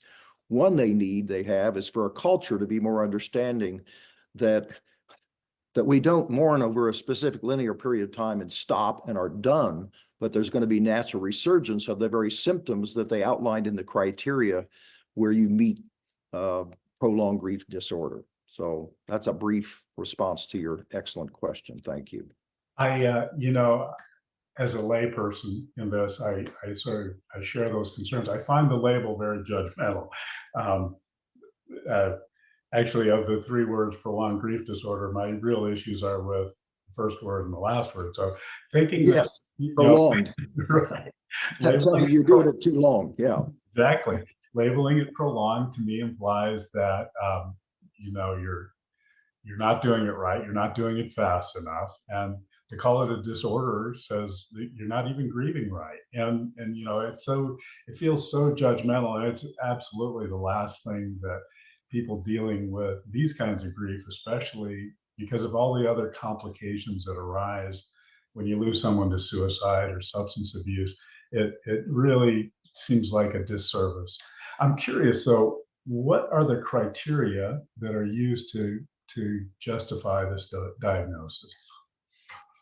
Well, the specific criteria, one thing I'd like to mention before we go on there, though, is that, my observation is that we have a tendency to label things a disorder when we lose an understanding of them. And as we have very clearly become a more mourning avoidant culture with short social norms, there's a tendency of some people, of course not all, to move toward attempt to cure or resolve grief, as opposed to understanding we are transformed and changed forever. Transformation means an entire change in form. And again, it demands convalescence. It's slow, it's recursive. It causes a natural instinctive turning inward. And as one finds safe people and safe places to mourn, they're still going to ride that roller coaster that you witness in your caregiving to people after a death. In terms of the specific criteria, Greg, again, the time frame: adults 1 year, children and teens 6 months. They must meet, and I'll outline for you the symptoms. They must have 3 symptoms that I'll note below every day for at least 1 month prior to the diagnosis. And what are those? And I'm currently writing a piece taking each one of the symptoms and building a case against why we shouldn't apply prolonged grief disorder to people's doing the best they know to do, because it's ludicrous in my 40 years of experience. If you look at these individual criteria, and you could counter how that doesn't fit with many, many mourners. So identity disruption, one of the symptoms, feeling as if part of you has died. Well, I hear that every day, way beyond that linear time frame, where I feel like when he or she died, part of me died, lost sense of self. We love from the outside in, we mourn from the inside out. That takes a lot of hard work as we dose the central needs of mourning to get there. So we shouldn't apply a linear model. There can be all sorts of influences on that in terms of that disruption, if you will. A second criteria is marked sense of disbelief. Well, that has to do with the normal evade encounter that comes with loss. And some people will have what we call psychic numbing or acute aftershock for various contributors to why that could be. And so when we say that, you have a marked sense of disbelief, yeah, you know something in your head, not your heart, to tie that again to a linear time frame without looking at what are the influences on that. I can deal with what I know, not what I don't know. So if somebody has inhibitors related to figuring out what happened here, they'll have more psychic numbing, and that can last well beyond those time frames. Avoidance or reminders of the fact that the person has died. And again, I would use my model of that's a natural dance between the need to evade and encounter. You can know it in your head, and the next minute the phone rings, and all of a sudden you think, could that be them calling? And again, when we tie that to a linear model, we don't look at all the other influences on why that might occur. Intense emotional pain. Well, I would hope so. I mean, that's the nature of grief and the need to mourn, and you ride that in the form of a roller coaster. And again, I'll say it again, when you tie it to linear model without looking about the influences or the etiology of why that might be, the why, then you're doing a disservice to the mourner. Difficulty with reintegration. Well, that could be influenced by coming from a closed family system that doesn't allow for mourning. It can be influenced by a lack of general support, where you have more challenge reintegrating. Like C.S. Lewis said, he felt like a leper because his people around him went away. So it's hard to reintegrate when you don't have a longer term forms of support in a culture that has short social norms. And then just again, I'd remind our viewers that we live in a pretty mourning avoidant culture in general. That can influence that. And a couple others, emotional numbness. Well, again, you ride a roller coaster and that numbness will come and go, and that's appropriate. It's a normal defense that says, it's not that I'm denying the reality of it, but there's a dance between evading the encounter of the hard work of mourning and need to at times very naturally push that encounter away. And that's so true with your population. Think of a premature, unexpected, calamitous coming together, creating natural complications where that emotional numbness can go way beyond that 12-month period, and certainly for children and teens, way beyond 6. I hope you would agree. I'd love your comments on some of these when I conclude. Feeling that life is meaningless is another one of the criteria. Well, one of my central needs of mourning is the search for meaning. I always say those who do not search do not find, but it's a longer term need. You don't wake up the day after somebody dies and say, I can't wait to go to work. You are thrown into the wilderness of your grief. And we know it's kind of a higher level need down the line that I'm going to figure out, what am I going to do to make meaning and purpose following this death? And so when we again tie it to linear model, we're saying you better find meaning, but find it within 12 months or you may get a disorder. Absolutely ridiculous and inappropriate, an attack on someone's self-esteem that they're already struggling with, because bereavement attacks the core of how you feel about yourself. Intense loneliness. Well, we already have an epidemic of loneliness in our culture, for one, that with this being fortunately acknowledged more and more. I wrote a book this past year on, created a loneliness inventory to people look at their humanness, that there's times in life when they feel alone. And that can vary depending upon one's support system. If you're in a closed family system that says, come over at Thanksgiving here next month, but don't bring it up, we're going to watch football and eat turkey, then you'll feel alone even in the presence of other people who aren't affirming and aren't grief informed. So that was kind of a long-winded response, but I hope it was helpful, because you asked what are the criteria. And as you walk through those, to me, you can see how inappropriate it is that they're tied to this linear model. I couldn't agree more. Even just based on my personal experience after we lost Eric, honestly, I wasn't ready to start doing the work of mourning for 9 months. And even then it was a slow start. And many of our clients, the first year is often spent in extended periods of numbness and we have really tried to live the mantra that there's no reward for speed and that everyone has the right to set their own pace. So it's, I think that's really important. And I can't imagine why, if there were a period, if there were some sort of timeline, why it would be any shorter for teenagers or children. Their losses are as deep and probably more nuanced because they don't have a framework for life without that person in And so, And then they have, as you know, Greg, all these developmental nodal points. You go from grade school to middle school, you do some natural catch-up mourning, you graduate from high school, you walk down the aisle to get married, you give birth to a child. Oh my goodness, the list goes on, and that calls out natural for catch-up mourning. But if you go to the wrong clinician and you're experiencing grief bursts or a heightened sense of loss, needing to give more attention, because grief keeps trying to get our attention when we need to give it. But now, if you've internalized out of this medical model application to grief, this linear model, and you go to the wrong clinician, you now have a disorder on top of you're already struggling with your grief. Inappropriate secondary victimization. I couldn't agree more. I loved how you used the term that for you personally, you know, you had psychic numbing. You have what we even have terminology for it that wasn't even recognized. It's called psychic numbing. Acute aftershock lasts long beyond what many in our society understand as being shock. And so when people don't understand that, they'll try to push the mourner forward at a time when at 9 months, you were ready to go backward before you could go forward. You were ready to be more embracing of being in the dark, metaphorically, than being in the light. And you had to do now some hello work to ever get to any kind of appropriate kind of goodbye, knowing that Eric is still forever a part of your heart and your soul and who you are as a human being. So absolutely. You know, one of the beautiful benefits I have seen of our integration of the 10 touchstones and a focus on the 6 needs is that for some people, progress comes in such small increments, especially early on, that they don't even recognize it. And it gives them kind of a perspective, a framework to look back on themselves and to recognize that, you know, they have made some headway. And yeah, sometimes, you know, the journey is, for no one that I've encountered, the journey is not going to be linear. You're going to be circling back. You're going to be revisiting things. As you always say, you often need to go backwards before you can go forward.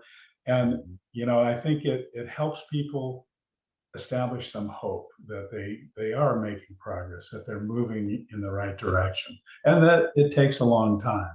And by nature, it's slow, it's recursive, and there'll be natural times your grief wants more additional attention, and we shouldn't shame you for that. You also mentioned, and know it's in my heart, about the need to go backward before forward. And if you think of the relationships I've written about in my book called The Paradoxes of Mourning, and you think of our topic today of prolonged grief disorder, part of why we've seen the evolution of disorder is a lack of understanding, even by clinicians, of 3 relationships that I'll briefly mention that have shifted. We used to always know you had to say hello, hello, hello, before you ever get to goodbye. We always used to know that you'd have, as Thomas Kempis said, if you live very long on the earth, you're going to have proper sorrows of the soul. You're going to be in the dark way before you're in the light. So we used to know you'd have to be in the dark before light. And we used to know the one you mentioned, which sparked this in me to teach your viewers, is that we always know that you have to go backward before forward, because Kierkegaard, the existentialist, was right when asked about death. He said, when it comes to death, while eventually you will go forward, meaning and purpose is drawn by following your instinct to go backward. And so I love to teach that workshop where we need to say hello to get to goodbye. We're going to be dark before light. We're going to go backward before forward. But because there's been a contamination and a shift of the relationships, we now think we should cure people instead of care for people. Yeah. And that to me is just so sad and so tragic. We've lost our understanding of the word melancholia.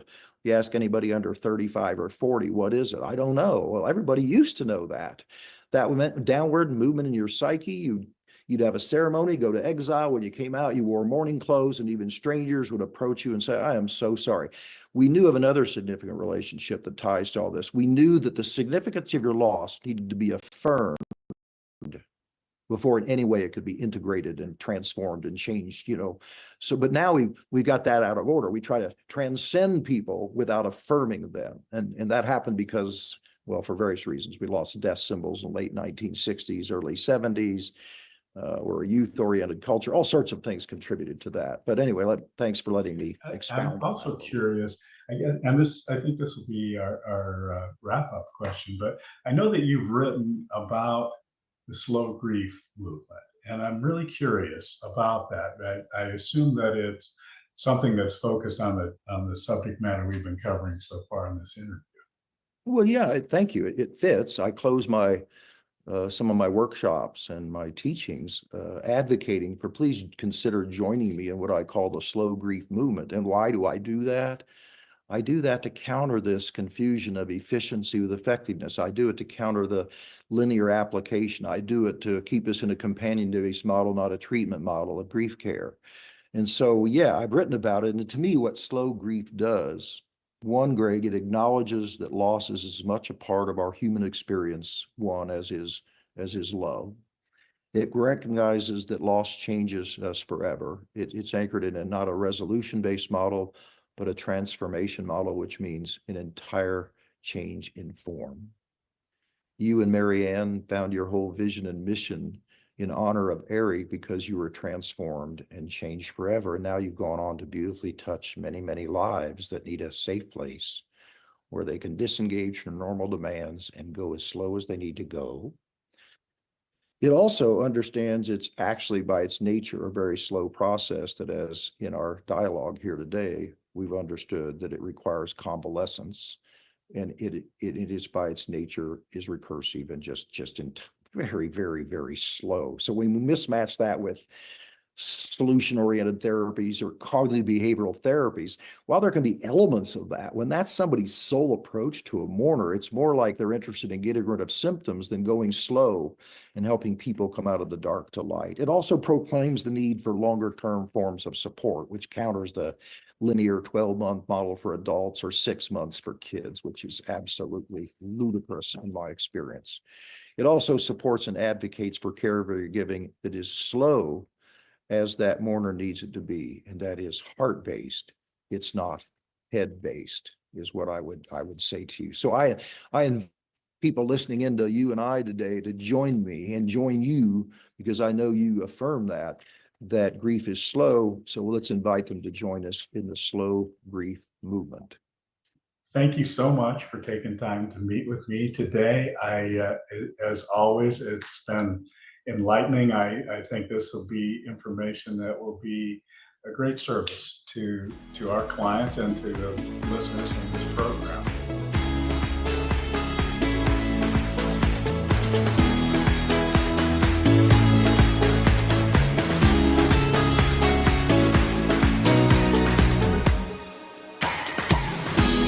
Well, I'd like to just acknowledge Dr. Wolfeld. Dr. Wolfeld is, as you can tell from listening to him, he definitely is an expert on grief, and he's been very supportive of EricsHouse and the work that we do at EricsHouse.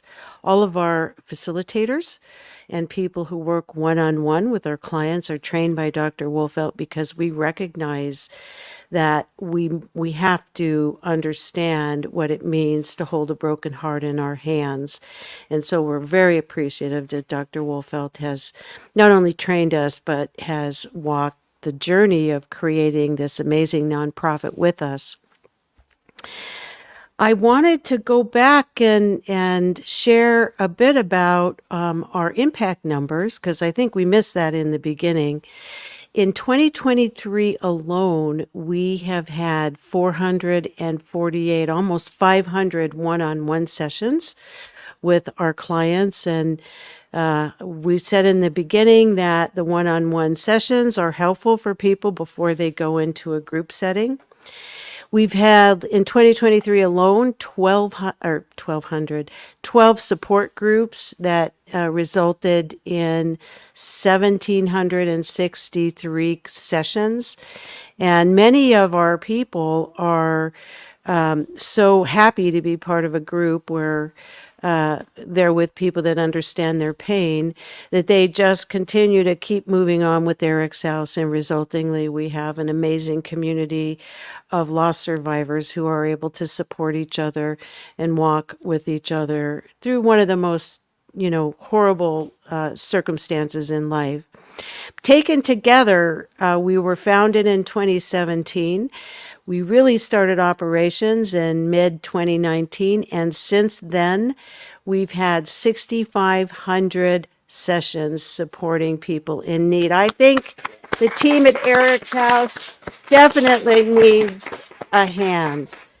Before we get to our final auction tally, there's some people I'd like to thank. Certainly, everybody who contributed to the presentation today. Bridget and Sarah, they've been involved with EricsHouse for a long time. The chair yoga with Mindy. Mindy, thank you so very much. I'm going to have to give it a try myself. Carol Brookings. Carol and EricsHouse have worked together, supporting each other to get the good news out to people who need help, that there is hope. And then, of course, Dana from Just Be Yoga. Thank you, Dana, and thank you for offering to provide a gift certificate to people who might be interested. Jerry Ann Hesling, and Mike and Robert, thank you. Thank you to the whole Heslin family. And Nick. And Nick, we can't forget Nick. Thank you to the whole clan there for being part of EricsHouse, and it really has been an honor and a privilege for us to support you. Andrew Ecker, how about that, Andrew? Yeah, if you ever have a chance to take a drum circle, please do. They are so much fun and they're so healing. Mary Robinson and Joe McBand, two people that are grief specialists that have been supporting our mission. Greg, Allan Wolfeld, and of course, the amazing, sweet, kind Maddie. Yay, Maddie. Couple of other things. Eric's brother, Rob Govea, he's been a big part of these fundraisers, and he certainly understands the technology much better than we do. So thank you, Robert. His show is Watching the Watchers. So thank you to all the watchers watching today's fundraiser. Thank you all so much from Mama G. Love you, Ed. And then Great community. I'd also like to thank the R&R Law Group. We're using their studio today in Scottsdale, Arizona, and I just wanted to give a shout out to Ryan. Hi, Ryan. Thank you so much for letting us be here. All right, so let me turn it over to Maddie, and let's do a final tally. Oh, and I did want to say one more thing to the watchers. Rob is going to match what he generated today. So thank you. All right. Over to you, Maddie. All right, quick reminder that the auction closes tomorrow at 8 p.m. So place your bids. We're just over $7,000 worth of bids. So place those bids before tomorrow at 8 p.m. And our final tally for the day from all sources is $40,000. So thank you so much. Does that mean we can take a vacation to Antigua? Gotta win. Gotta bid and win it. Bid and winner. All right, the auction. Sorry about that. The fundraiser will stay open until when, Maddie? The end of October. So we're taking donations through the 31st of October on our Give Butter page. So you're welcome to continue to show your support. You can also rewatch and share our segments from today on that page as well. And the auction will close tomorrow at 8 p.m. Arizona time. So if there's something that looks good to you, go ahead and bid on it, and we'll hope you win. All right, everybody, thank you so much. Bye.